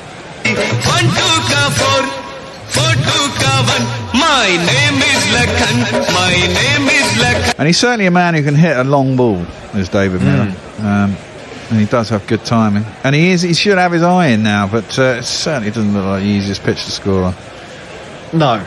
It's still not a huge target. Even from here, they do have a chance. I mean, 10 and over is difficult, but it is achievable. It's that 5 wickets down that will be the problem for him. Exactly, Tony. As Avesh is in to complete his over, that's turned into the leg side by Miller to keep the strike. Just a single. It's 52 for 5. I am done for 5 overs. And come back to social later. Oh, that's me for the day, I think. I've only missed one session for the entire match so far, so I'm off for the rest of it. It's Tony Nestlers and Hendo will take I think you it's through. me, isn't it? Yeah. Good Lord. See you all next time I'm in. Bye. Thank you very much indeed. Well, 52 for 5, chasing 148 to win. We got 10 overs left. They'll have to go at just south of 10 and over to do it, but 5 wickets down. Where is your money, Hendo? Well, it's on the Delhi Capitals. Even though they only got 147 for 8, I've seen too much of Rajasthan Royals and their inability to grind out wins. And they've lost too many early wickets here. David Miller, we know, is a fantastic striker. R. Ashwin is in, but he has been clubbed down to Tom Curran at long on, and it will just be a single 9.66, that required run rate. Yeah, they lost first time out, didn't they? Was that after Sampson got to 100? Was it 118? Yeah, he needed to hit 6. Well, he needed to hit 6. That's because he didn't take the single. Yeah. Well, yeah, I don't think he was wrong to do there because Morris had been out there. He had his eye in brilliantly. Yeah. Morris was scratching around. I think it was the right decision. Ashwin, well, he tormented England, of course, in the tour. He's not really tormented here. He's just been pushed for an easy single. And he'll take the score on to 54 for 5. 10.2 overs gone. I mean, they need a couple of really good overs from these. I mean, we've seen Tawatia before in the IPL last year. Amazing innings. He did. He played. I remember he called one tremendous innings. Didn't he rather than go off the boil, as this is tried to Miller, looking to try and work him away to leg. Doesn't really get anything on it. And it will be a dot ball on this occasion. We're looking at Ashwin's round arm ball and Parag's round arm ball side by side. As Ashwin again really hurries Miller, he pushes that through. That is a ball we saw a lot of as England struggled. Parag's round arm ball is a good 20 degrees lower than Ashwin's round arm. So I'm not. I can see a degree of similarity, but not that much. As Miller flicks this away to backward square, we'll get a single. Ashwin keeping those brakes on, frustrating these two. The rate edges now over 10. The shackles are going to have to be broken. You feel that there's been really big hits have been at a genuine premium today, haven't they? If someone could clear the fence a couple of times, it might just oil the wheels a bit. As this one is nudged away around the corner by Rahul Tewatia. And again, it's just a single. So just 4 runs off that Ravi Ashwin over. Tidy, economical, frugal, and effective. Nestlers. Warren says cheese and potato pasty. Get in. Jay Grover, Marlon Samuels is known as Icon 7. He is against spoonheads. His videos are really fucking poor. 4 out of 10 would not smoke crack with him. Joke's on you, Marlon. I used to smoke heroin. Sucker. Mumbai is definitely not dry. Tourist hotels are all wet all over India and Pakistan. It's is it Gujarat that's one of the dry states? Isn't Gujarat one of the dry states? Yeah. Normally these places like the Middle East, the hotels. We're up on the west coast in Mumbai, aren't we? By the Marine Drive and the Arabian Sea and stuff. Hotels are generally wet for international guests, aren't they? Yes, generally. Well, Tom Curran is going to be into the attack with his resplendent in his tight-fitting blue headband. I've got a theory on this. Gives him a hint of the Dale Steyn look, but obviously Dale these days has gone a bit hippie-ish with his hair, hasn't he? But nonetheless, 92 or 54 is what's needed to win. Curran, that is wide of a big old thrash by Tewatia. I'm waiting to see if there's a signal there. Did he get away with it? No, he didn't. Wide indeed it is. You've got to judge those so carefully, haven't you, Hendo? Just pushing them there. Wide. Well, I mean, I think they should be quite glad to see Tom Curran coming on. I mean, maybe gives them a chance. As we said, he hasn't really been the same bowler in the last year or so. I think it's the Bear may have hit on something, that he's got so many variations that you can see them too obviously. They've obviously looked at video of him, and they seem to pick him up quite well now. Who is it? I'm trying to think of. Surrey, I'll tell you in a moment. This one again is wide, but I don't think it's wide enough to be wide this time. That was the ball he was looking for the first time. Not particularly quick, just stretching the batsman too far and through to Rishabh Pant. And there is no run. Who am I thinking of? Surrey. Dernbach. Yes, yeah. Dernbach. I mean, every ball was different. And at international level, he still got clubbed all over the place, so they must have been fairly readable. 57 for 5. Our old Tawatia is on strike. He has 3 from 4. He's facing England's Tom Curran, and he just plays this defensively away into the offside. Beautiful, solid defence for a test match, not what the doctor is ordering when your run rate is pushed up to 10.3 in a T20. I think that you've got to think about it a little bit. I mean, I was listening to, I think was it Mike Hesson yesterday, talking about Glenn Maxwell needs a few balls to get underway. I mean, you think of him as being this massive hitter, but he still needs a little bit of time, even in T20. Indeed, Curran in over the wicket, forward comes a batsman, same place, out to extra cover, no run. This is good, tight bowling. But it's also wide, certainly, but it's also difficult for batsmen in this. When you've lost 5 wickets, you're aware that you don't want to throw your wicket away because there's not much left to come. But you've also got to go quickly. It's and maybe they just need to go for it. And if they get out, they get out. And you take that attitude. Funny enough, we were just looking at a rerun of the Stokes catch there. The odd thing being, to me, I didn't actually see him catch his hand on the ground. He didn't. Which is very extraordinary, as this one again is pushed to mid-wicket, and again there is no run. So we've had that wide ball to start with. Since then, Tom Curran has served up 4 dot balls, and you may be right, Hendo. It may be the lull before the storm, maybe a sort of a conditioning and preparing by the batsman, but they're going to have to start shifting fairly soon. Because the run rate is creeping up ever closer to 11. 57 for 5, 91 needed off 50 balls. Miller on 32. Sorry, go on. Yeah, I was going to say, I'll do it after this ball. That's Tom Curran. All right. Well, indeed, Tom Curran, 2 balls left of this over, which has been an excellent one for him so far. That one is wider, though. Width offered. Crashed by Tawatia, but crashed straight to the man on the cover boundary, and it will again, I think, just be the single. 58 for 5. Yeah, what I was going to say about Ben Stokes, he was interviewed earlier during the game, as they tend to do. I didn't hear the beginning of it. I turned the sound up to see what he was saying. There weren't any sort of any discussions about what his situation was, whether he was going to play any further part in this tournament, or, I mean, doesn't seem to be coming home yet, does he? No, well, I'm sure he'll want to play, as that one again is just a little bit wider, but steered by Miller straight to backward point. No run on this occasion, only 2 runs off that current over. Started with a horrible wide, but after that, very, very tidy indeed. 158 for 5, 148, remember the target. Nestlers. Perong says Rajasthan to be dismissed for under the ton or make less runs than Sampson did in their first game.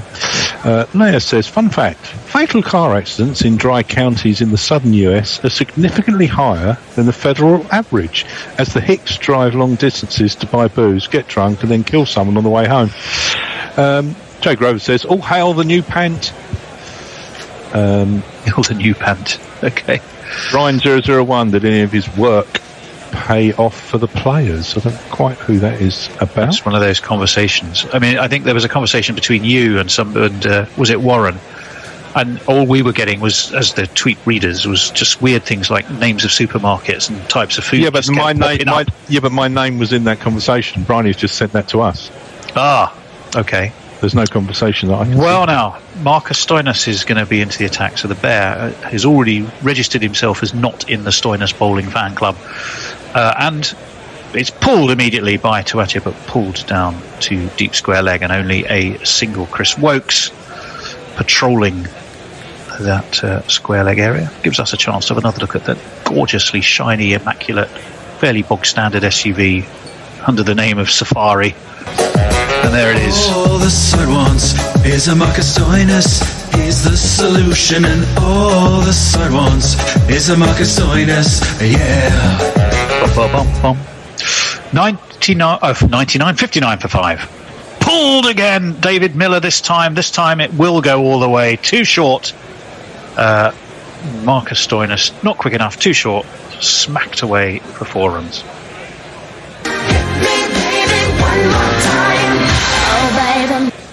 And in a studio in Sydenham, the bear will be sitting in his comfy chair, the comfy control chair, going, I told you so, his bowling's rubbish.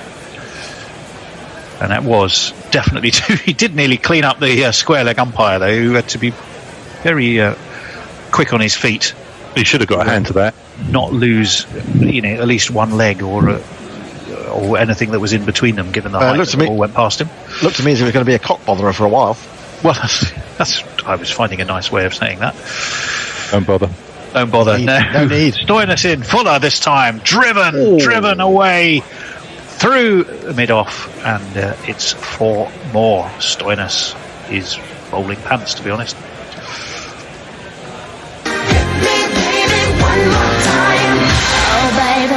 I've got an interesting question about one of our jingles, I think. Ooh, okay. Do you want to throw it in now? Well, iMozzie says playing 1, 2, car 4 tune. Is it random selection or according to the lyrics meaning? 1, 2, car 4 means committing Harry Carey. Does it?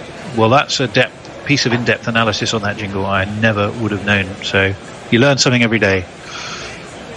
I are a fantastic community of fans, followers, listeners and friends who collectively will obviously know far more than we ever will. 67 for 5 are the Rajasthan Royals. Stoinis is in, and that's a full toss, and it's lofted away over deep mid-wicket. It's 4 more. Stoinis has been to bad bowling school, and he's picked it up pretty well. 1, 2, 3, 4. Well, it's awful. 3 consecutive 4s, 3 pretty awful balls. To your point, Hendo, too many varieties. Perhaps he could, if he just tried to get one ball right rather than getting one wrong and then trying something else and getting that wrong as well. Well, if someone, perhaps just a little bit of line and length. Yeah, if someone hits you for a couple of boundaries and you think, what can I do? He's driven me, he's cut me, or whatever, and you try something a bit different, and he finds another shot to it. As this one is driven again down the ground. Is there going to be a man there? There is this time. It's Kagiso Rabada. No, it's not. Yes, it is. Yes, it is. It is Rabada. Yeah, he felt the sense that he just closed the face of the bat ever so slightly there. Didn't quite time it as well as the other one. And this is 14 so far off this over. Exactly. This is one of the overs that they need, but they need it for 2 or 3 overs to get back in touch, really. And they don't need. If they lose a wicket in that time, it's going to make it even more difficult. But I mean, Miller is a hell of a player to have out there, and he's one of those who can get very quick runs. He most definitely can. Well, he's got 43 off 35, as if to emphasise that point. It's not exactly super express. No, but he can go a lot quicker than that. But he can certainly accelerate, as you rightly say. In comes Stoinis. Full, better ball this time, and just push for a single down to mid-on. And it means that Tuatia should keep the strike, I think. Yes, he will. 73 for 5, end of the over. 15 runs from it. Nestlers. Jay Grover says, Gujarat Dry, I don't know about now, but Tamil Nadu had permit rooms which were in the dingy of hotels. According to my dad, I didn't go there in 86. I started young, but I was about the thumbs up then.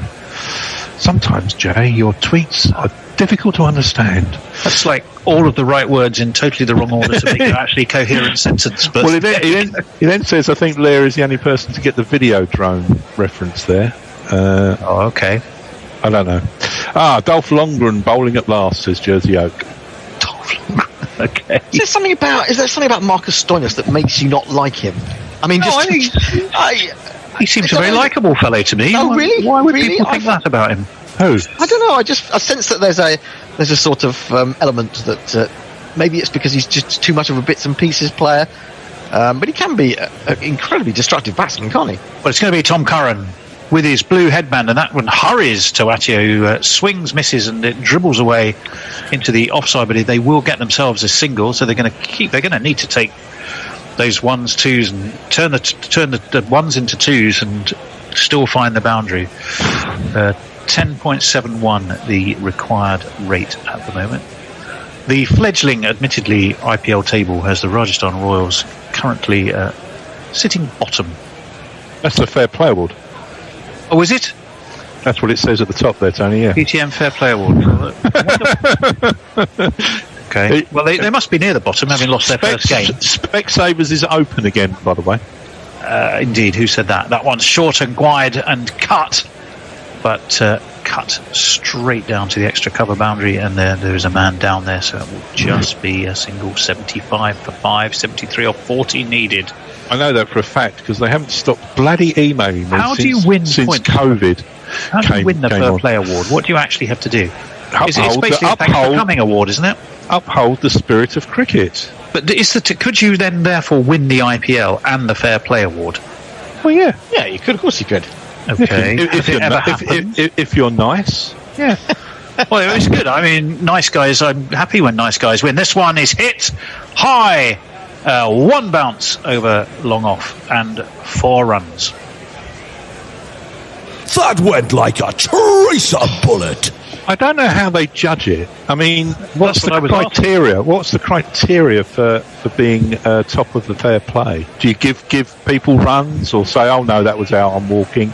Is it managed to get through the whole tournament without nutting someone or something? I don't know. I'm just wondering whether it's the umpires who make that judgment. There's no details about it. Appealing. Yeah, I suppose so. It could be. Not cheating. Not having words with the other team. I don't know that. Someone let us know. I'm intrigued.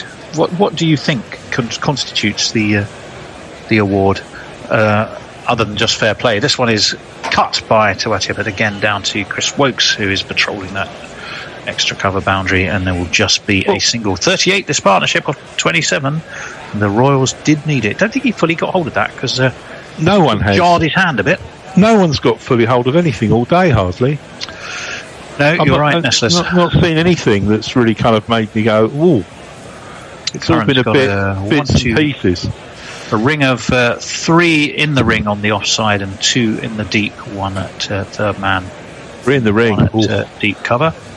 3 deep on the leg side, so they clearly think someone's going to start to be pulling at Tom Curran fairly soon. He has a blow of his fingers before he starts his running. He's bowling to David Miller.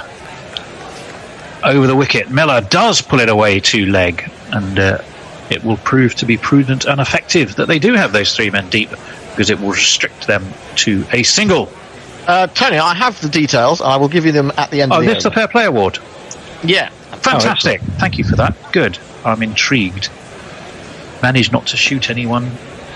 Didn't bring a knife whilst you were batting. I mean, walking is the big fair play thing in cricket, isn't it? Often. I don't think it's as nuanced as that, Nestlers, from what I'm reading here. I will tell you in a minute. But that is the big kind of, someone. So my other question is: has anyone ever won the IPL and also the Fair Play Award, or is it genuinely a thanks for coming, a bit like the less? No, I'll tell you in a minute. Sports Day. I'll tell you in a minute. Oh, I'm intrigued. Okay, I'm looking forward to that. As in comes Curran, it's wide of leg and been swept somehow from outside of leg stump by Tuatia backward and square. Just a super shot. 85 for 5. No, that was actually taken from. That was actually taken from a yard outside off stump. That's what made it such a great great shot. The left-hander went right across, and that's an incredible shot actually. To get it from, it's almost at the width of the guidance line for wides, and he's picked it up on the full toss. and somehow got the wrists involved to send it back with a square on the leg side. Now, I will tell you, physically impossible. It does seem impossible, doesn't it? I don't think it would have been possible had it bounced. I think hitting it on the full helped him there slightly. 85-55. I will tell you about the flair pay. We should have a flair play award. Flair pay award. A team can be awarded a total of 10 points per match. Out of those 10 points, 4 are given on how the team adhered to the spirit of the game in the opinion of the umpires. The other criteria are respect towards the opposition, the laws of cricket, and the umpires. A team can get a maximum of 2 points in each of these areas. The teams are then given a good, average, or bad rating depending on the points they get. If a team gets 2 points in the criteria, its performance is considered as good, or getting 1 or 0 points indicates average or bad. There you go. Okay, good to know. Kagiso Rabada back into the attack, right arm over, full, and pushed straight to mid-off by Miller, and they will just take a single. Well, that clears it up, but not. Does seem to be rather subjective. Some of those criteria are somewhat subjective. It's subjective. It's the umpires who make the decision. And we are watching that shot again. I'm sorry, Hende. Just as they saw that extraordinary piece of wrist work to pull that ball from, to pull it from off all the way down to leg when so far wide of his off stump was a remarkable shot. It was. It's the umpires and the standing umpires and the third umpires make the judgments. 86-5. Rabada in. Inside edgily away by Tuatia. It's only going to go down to long on, and they will get 2. Good running. Tom Curran doing the fielding down there in his blue headband, number 59 on his back. So we only got 1 over of Marcus Stoinis, didn't we? Not surprising, really, after the assortment of fairly poor bowling that he served up. He's very liquorish. We should remember, of course, that the most expensive man in IPL history is still to bat. Yes, indeed he is, and he's already earned some of that money with a wicket today. Forward comes Tuatia, just nudges it really down to long on, and they will take a single. Tom Curran is being well and truly in the action. This partnership is now 47 off 32, which is it's not as quick as it needs to be, but it's an improvement. Yes, it is. The run rate 10.72, so it's steadied at that rather than been hauled in by and large in the last couple of overs.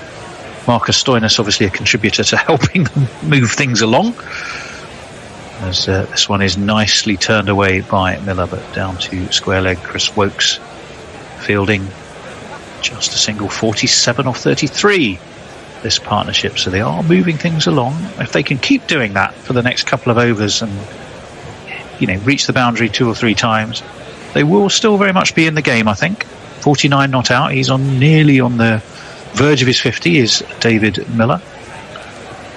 94-5 are the Royals. We are 2 balls left of this. That's a top edge, though. Is it going straight to short mid-wicket? Yes, it is. The wicket has been taken. These 2 won't stay together. Tuatia has gone for 19, the victim of Kagiso Rabada. 94-6.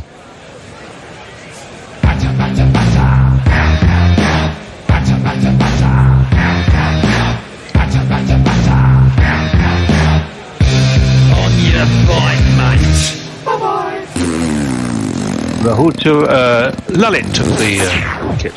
Lalit Yadav took the wicket. Took the catch rather. Rabada the bowler, and the Delhi Capitals have probably manoeuvred themselves ever closer to a victory here. One would feel. Still Miller there, though, of course, Hendo. So not lost, is it? Well, all not lost. And of course, Morris has come to the crease, and well, he's got to start paying back some of that fee, hasn't he? But the trouble is, every time he goes out there, everyone's saying exactly the same thing. Well, he's got his wicket today. Yeah, he's got a wicket. He got 2 wickets the other day, but he went for 41 runs. So, when you look at that, you say your 1.6 million man has gone at 10 runs and over. That's not good enough, is it? And he was at the other end, of course. He had a chance to had Sanju Samson taken that single in the last game. It was Morris, of course, at the other end, wasn't it? It was, but well, he could have. But I made the point that he'd played a couple of shots. He scratched around. He hadn't found the middle of the bat. He might well have done, but you know, he was playing so well, Samson. Hypothesis, isn't it? Fancied himself, didn't he? Yeah, you got to back yourself. On this occasion, it didn't work for him. Of course, had he taken the run and Morris hit the 6, everyone would have said, "Whoa, there's a big chunk of that fee paid back in one shot." Well, absolutely. But it wasn't to be. It wasn't to be. You can't rewrite history. Anyway, he's facing and is beaten outside of the off stump by one that cuts away from his blade. Through it goes. It's the end of the over.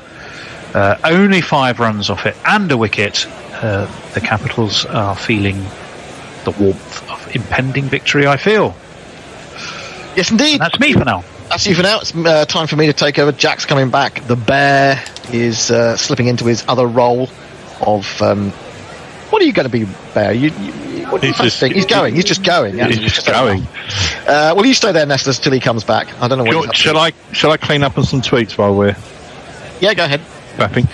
One of the reasons I love Gorilla Cricket, says Jay, is you all know stuff I don't, and don't make me feel daft when I ask the obvious. Also, you have Peckham Wide boys who look like Harry Potter on. Who's that? I think that's Jack.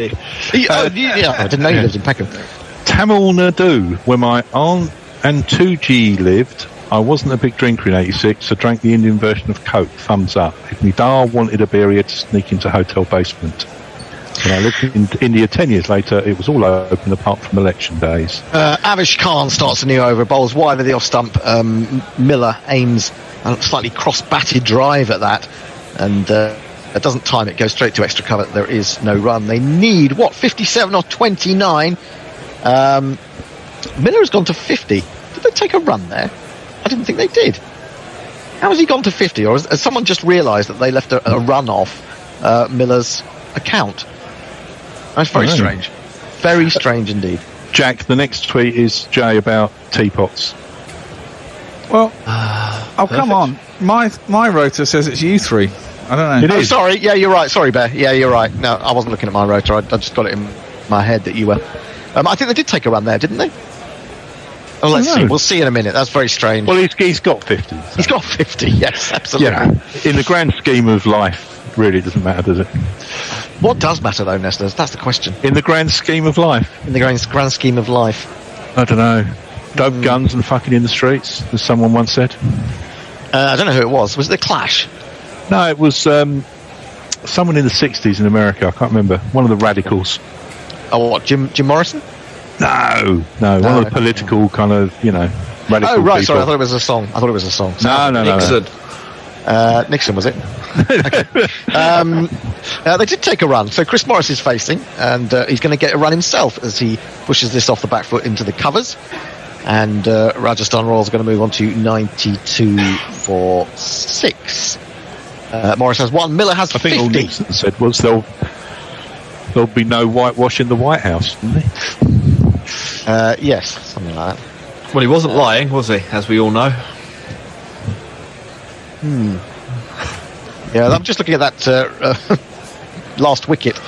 It really didn't have much to recommend it. The shot that Tawatia played there, he was trying to play the pull shot, but he lost control of his bat, got it very high up on the splice, and just looped easily to the man at mid-wicket. So a wicket was important at that point to stop these 2 left-handers getting going. But Miller has lifted this. Has he got enough on it? He has. It's gone sailing over deep backward square. He's picked up 6 runs.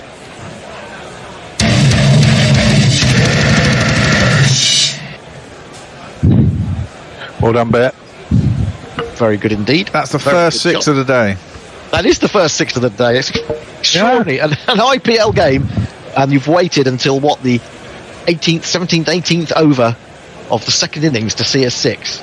And there I was telling everyone it was going to be a larrup fest today. I couldn't have been more wrong. The 6 that went 66. And it went 66 metres. There you go. Better. 50 runs. 50 runs off the last 27 balls. I don't know why we're being shown that. Oh, no, to win. Sorry. 50 runs off 27 balls. 6 makes a big difference. Makes a bit of a dent in that. And just for a moment, Avish Khan was running in. I don't think Miller was quite ready. We're into the 16th over, actually. And so we've got 4.5 overs to go. Here is Avish in, and he's picked him up again. Oh my, that's gone way over deep square leg. That's gone almost into the scoreboard that's not being used there. That is a monster 6 from Miller. 2 in a row. Takes Rajasthan Royals past 100.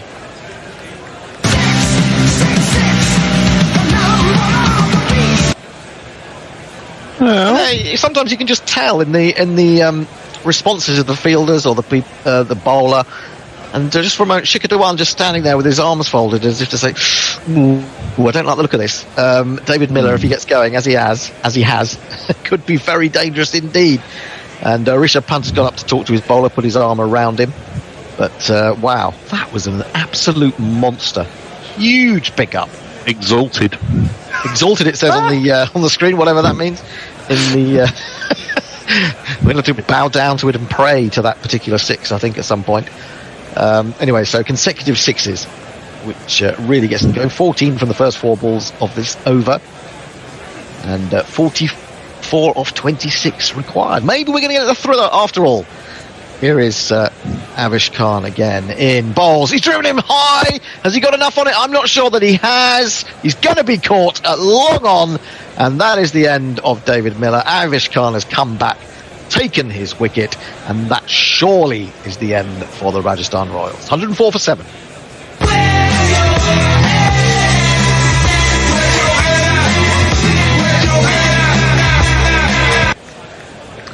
Yeah, fantastic work from Miller, but he tried just once too often and got a little bit under it. Maybe too much of the bottom hand came through, and it was a comfortable catch for the man running in off the boundary at long on. There you go.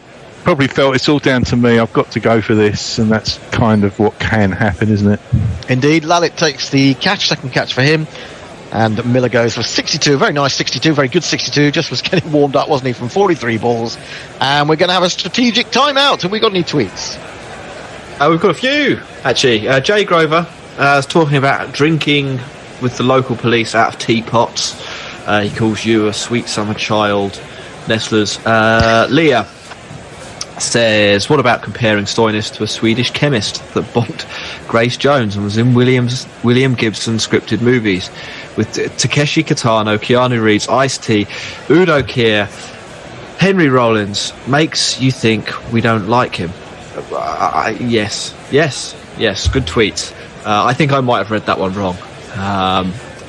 Yeah. But I think I'm certainly confused at this point. Messi Jez, presumably the Flair Play Award can only be won by people called Pant. Yes, probably. Very good dad joke from Messi. Mosey, winning IPL and Fair Play trophy together. I think only CSK came close or actually won in the initial years. He's going to come back with some research. If Dhoni didn't double up with a tournament win and a Fair Play award, I'd be surprised. Frong, Fair Play Award. Teams must be seen to be showing an interest when the sponsor's timeout or review is shown on the screen. Oh, that's what it is. Yeah, of course, absolutely. Yeah. Warren, in losing Stokes, Rajasthan Royals have increased their chances of winning the Fair Play Award hugely, possibly, and maybe winning too. Jersey Oak, Stoinis will be desperately missing Adam Zampa. They'll meet again, won't they? Jay Grover, GC and every fucking cricket commentary ever bingo. Morris has to start working off that fee. Well, he doesn't actually, because he's made for life. He doesn't really have to play ever again in the IPL, does he? Yeah. From that point of view. And we'll finish on Mark Zip. Funny, I always think of Dope Guns and Fucking in the Streets as an Amphetamine Reptile Records compilation. He is right, but I think they kind of stole it from a 60s radical. I may be wrong, but it is. No, Mark is right. It is a Amphetamine Reptile Records compilation series, which is very good if you like that kind of thing. Right, that's jolly good. That's good to know. We have 4 overs remaining. 7 wickets are down. Can't really see how Rajasthan are going to win this, pull this out of the bank. I mean, I know that Morris can play some big shots, but has he ever played? Has he played match-winning innings? 1 or 2, hasn't he? Maybe getting 30 off 16 or 17 balls, something like that. Anyway, we've only got 2 seconds left of the strategic timeout, which of course is the Woodstock Cricket Equipment strategic timeout. Go and buy that on our website if you need anything. Back of a length, which is chopped down to third man. If they run quickly, they might get back for a second here. Rabada, however, is the man with a good arm out there, and Morris recognises that being a fellow South African and decides to stop at 105 for 7. And in fact, we had a strategic timeout with 1 ball of the over remaining. So that is now the completion of the 16th over, and it is 105 for 7. And Unitcat has come to the crease. We've done most of the tweets, haven't we? We're more or less up to date. We've got a couple more. Jay Grover, exalted, and we're not even in the Modi Stadium. The Modi Dome. Political humour.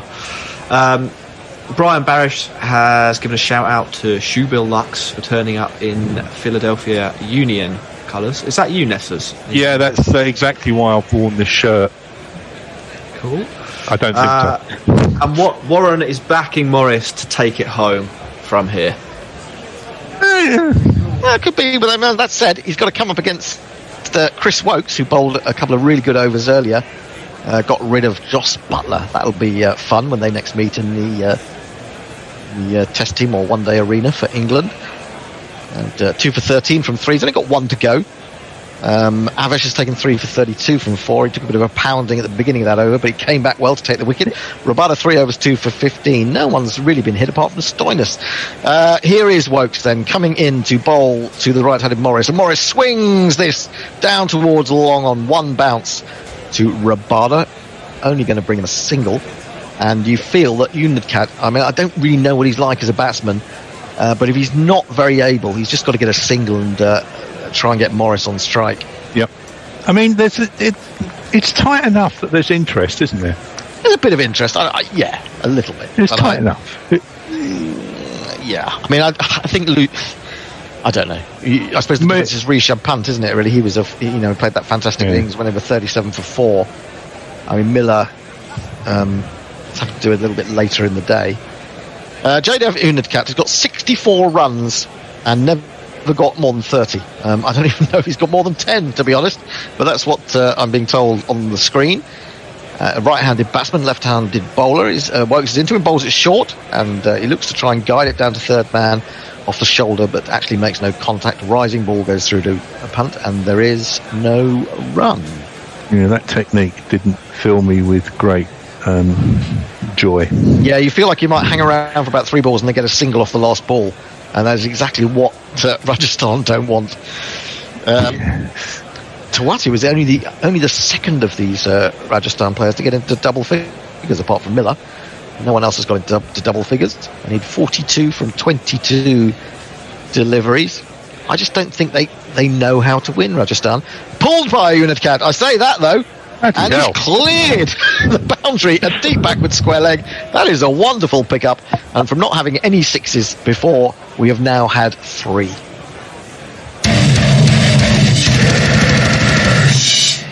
I take it all back. It didn't really seem to have the... it seemed to sort of cramp him a little bit at first, but he managed to go through the shot. And he's picked it up marvellously well. Yeah, 71 metres. His second IPL 6, and he's basically added 10% to his career aggregate with that shot. Wow. Well, you may yet be a hero. He bowled extremely well today, and maybe he's beginning to pay back that fee from 6 or 8 years ago. He's edged that, has he? No, he just tried to tickle it down to third man again. He failed to get any bat on it, annoyingly. A very thin edge that goes through first slip would be ideal for him. That would run away for 4. But when he's playing, he's likely to thin edge it straight through to punt. So what can he do then with this 5th ball of the over? 36 now required from 20 deliveries. Steve Smith, of course, a Delhi Capital now. He used to be the Rajasthan Royals. Didn't get an outing today. Hasn't had an outing so far, has he? He's been on the bench for both games that Delhi have played. Here is Wokes in, bowl short, and he lifts this up and over where Gully would be. Well fielded. Man running around there on the third man boundary, and it is just a single. He hit it better than that. He deserved a couple for that, I would have said, at least. but he has to settle for one. Morris comes back down to face. I mean, look at this. Unadkat is outscoring Chris Morris at 1.6 million. Extraordinary. 7 from 4. Morris has 3 from 4. Can he dismiss one of these for a boundary, or even a smaximum? Does Morris want to get a single here or here a boundary? It's a tricky one, isn't it? A 3 would be ideal, wouldn't it? But you're not going to get many 3s on this square, I don't think, with this sort of field. Man going back at long off. Can't see where we've got the other. We have definitely got a long on, I think, as well. And Wokes is doing a pretty good job here, but this will be his final delivery. Coming into Morris, and Morris drives. He'll take the single as that goes skidding across the turf out to Tom Curran at long off. And the score at the end of the 17th over is 114 for 7. Morris has 4, Unadkat has 7, and Rajasthan need 34 to win off 18 balls with 3 wickets in hand. Tweets. Yeah, tweets. Greg Aslisson has tweeted, says he's listening in the USA, a big fan of the cricket. When I tell people I watch cricket, they ask, what is cricket? What should I tell them? Brian Barish suggests baseball, but British. Can anyone be a little bit more creative than Brian? It's blokes hitting balls with wood. Yeah? That, I mean, leather at the most level it is. It's hitting a cork-covered ball, a cork ball covered with leather with another piece of wood. I think that's basically it, isn't it? Doesn't that cover it? Yeah, sort of. Yeah. I mean, I don't know if either of you have really advanced upon baseball, but British there. Well, I mean, we've got the potential of baseball with the outs coming in for the 100. But then again, if you say but British, then that leaves out Australia, India, Pakistan, the West Indies. Yeah, true. Curran back into the attack. Bowls to Morris. Morris tries to swing this down the ground, but he gets thick inside edge. It's going to run quite slowly out to deep mid-wicket. Oh, there's going to be trouble here because Unadkat has started for the second run. He's then fallen over, and he couldn't get back. And that, I'm afraid, is a run out. Mark Stoinis, I think it was the man fielding at deep mid-wicket. And I'm afraid that Unadkat is surely going to have to go. I don't think he got back there. He did throw in the dive. There must be a run out here. Oh, how tragic. How tragic, how tragic, how tragic. Oh no! He survived! Because Rishabh Pant has dropped the ball. He's taken the stumps out brilliantly with his gloves, but he has no ball in the hand. So that fooled us. Why are we looking at that? Surely the umpire saw the ball fly out of his hand. That's extraordinary. Anyway, it's not out then. It's not out.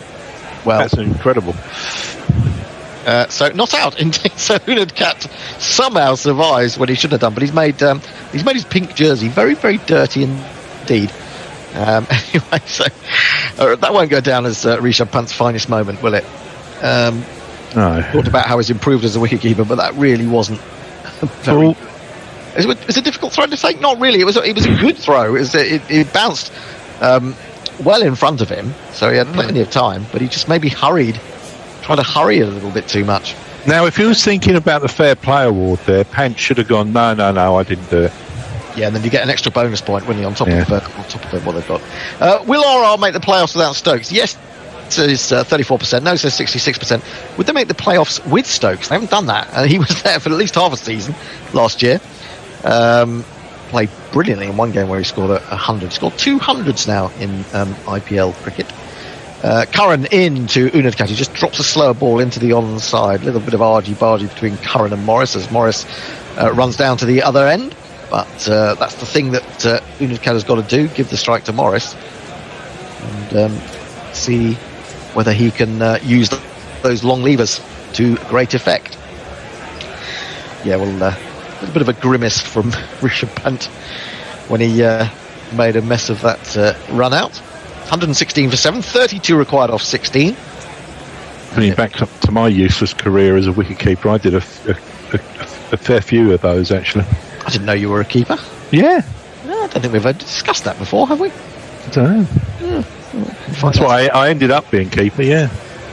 Okay. I loved it. Curran bowls, swung again by Morris, but he's not connecting with the middle of the bat at the moment. That's down to long on for just a single. He really does need to start hitting some big, booming sixes to keep Rajasthan in with a chance here. I was the best fielder one of the best fielders in our little league when they did the rankings. So they put you into keep wicket instead? Well, because I could catch better than anybody in the team. And I was pretty good, but I did have some brain fades like that on a few occasions. Okay. Curran then to Unadkat. He's on 8 from 5. He's in, bowls it short. He's got a top edge here, but it might be a handy one. It's gone over the top of the keeper. I don't think he's going to run for 4. No, because I think it's Lalit Yadav running round at long leg, but they will get back for 2.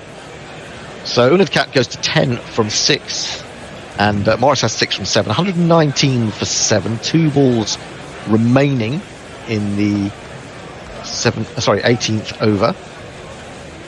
It was Pant who was actually chasing after that. 29 required from 14, so it's just over 2 runs a ball now. We are going to need some big shots. It's going to be Curran coming into Unadkat, who certainly on an individual level can feel satisfied with his performance today. Curran in, full ball. Where's that gone? Well, he's appealed for LBW. Somehow it went underneath the bat, hit low down on the pad. I don't think there was anywhere near. I think it was going down the leg side. Rishabh Pant doesn't seem to be interested. They've come through for a leg bye. 124-7 is the score.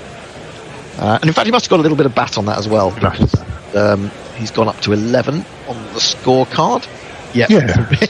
Quite good, actually. Big inside edge and then trapped underneath the back pad. Between pad and pitch, as it were. So Unadkat's on to 11. Morris now to face. He needs to get himself going. He needs a big one.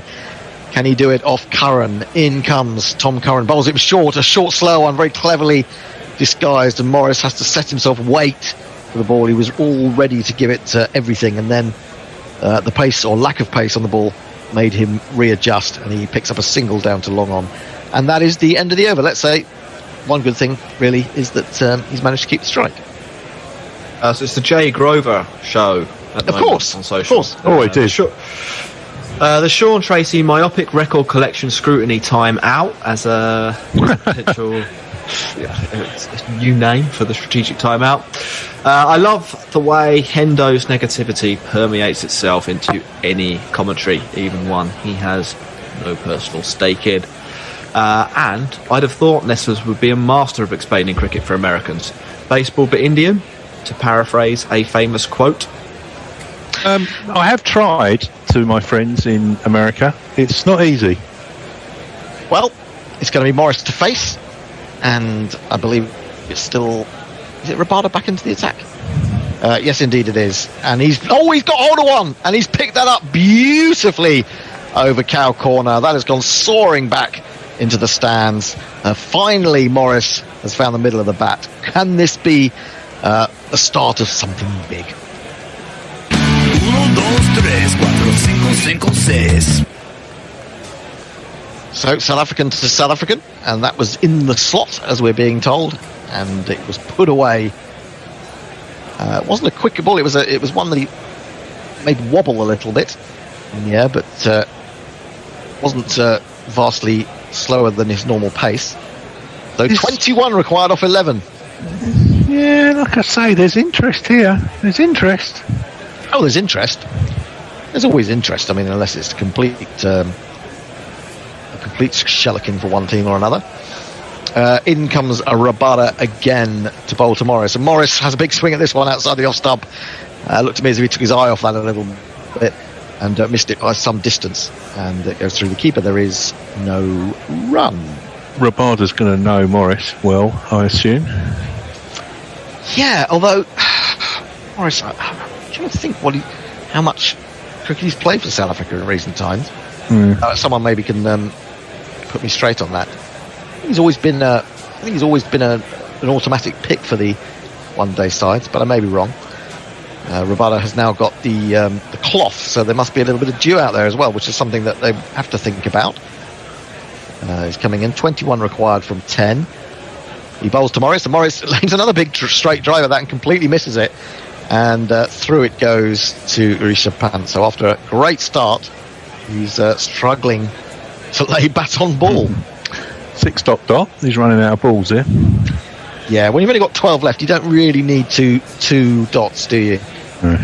You've gone deep in the crease. He'd opened the front leg out, but still made no contact. That was 139 kph from Rabada. First ball of the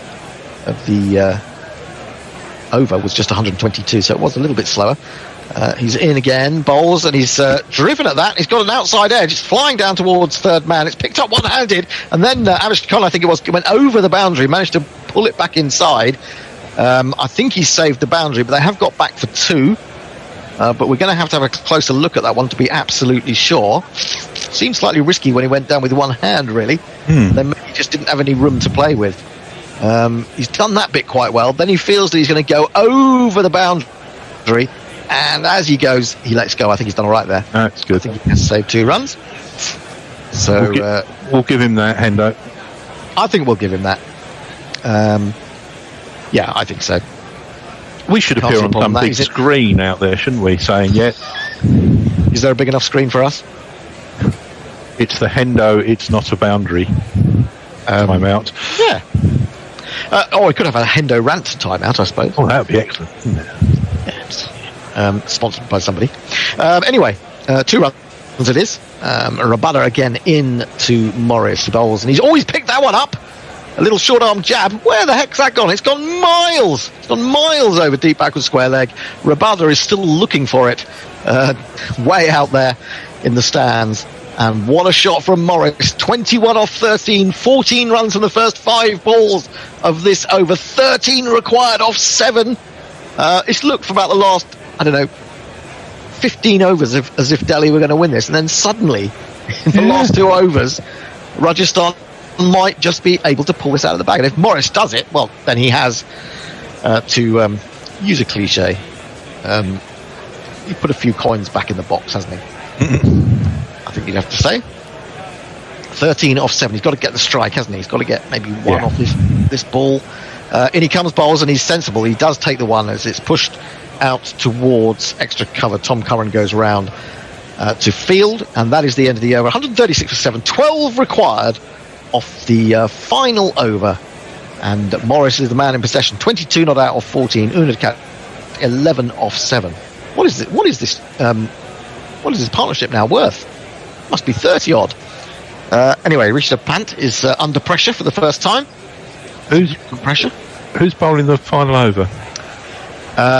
Well, it's Tom Curran coming in the direction of the non-strikers end. He's walking alongside Rishabh Pant, so I think it's been entrusted to Tom Curran, and I'm not 100% sure that I'd want to do that, but he may not have many other alternatives. Rajasthan Royals are going to pull it off then. Rene Keaton said cricket is like baseball, but with rules to strangle the pitcher, so there are dozens of home runs. Warren has said listening to Nestler's stories of being the best catcher and and being wicketkeeper makes total sense until just Joss Buttler appeared on the screen. Jay Grover, well, if that's your attitude, Jack, I'll just leave. Flounce, and then in brackets, flounce is off to no reaction. Fuckstick. He accused me a bit of having a rude tone towards Bear earlier. So you're a white boy. You can't be rude to the Bear. I mean, the Bear's so rude himself that you can't be rude to him. It's a physical impossibility. Saying the big game is on Sunday, Royal Challengers versus Kolkata Knight Riders, and then Warren, maybe a bit too soon on this one, in capital letters. What a waste of money. What a waste of money. Maybe he's talking about Kagiso Rabada. Who knows? Anyway, it's going to be Tom Curran, I fear for the Delhi Capitals. It's Tom Curran bowling to Chris Morris. Let's see what he can do. Can he fox him with a slower one? No, but it's very full. He's chopped that out into the offside all the way along the ground. They're going to have to come back for the second. Well, he's done very well, Unadkat. He ended up jogging the last part of that run as he got back for the second. 138 for 7. 10 required from 5 balls. And the important thing is that Morris keeps the strike. He's now on to 24 from 15. And you'd have to say this is exactly what he was bought for. Well, yeah. And can he see it over the line? That's the next question, I suppose. Where's the money? Where's your money, Bear? Where's the Bear? Where's the Bear?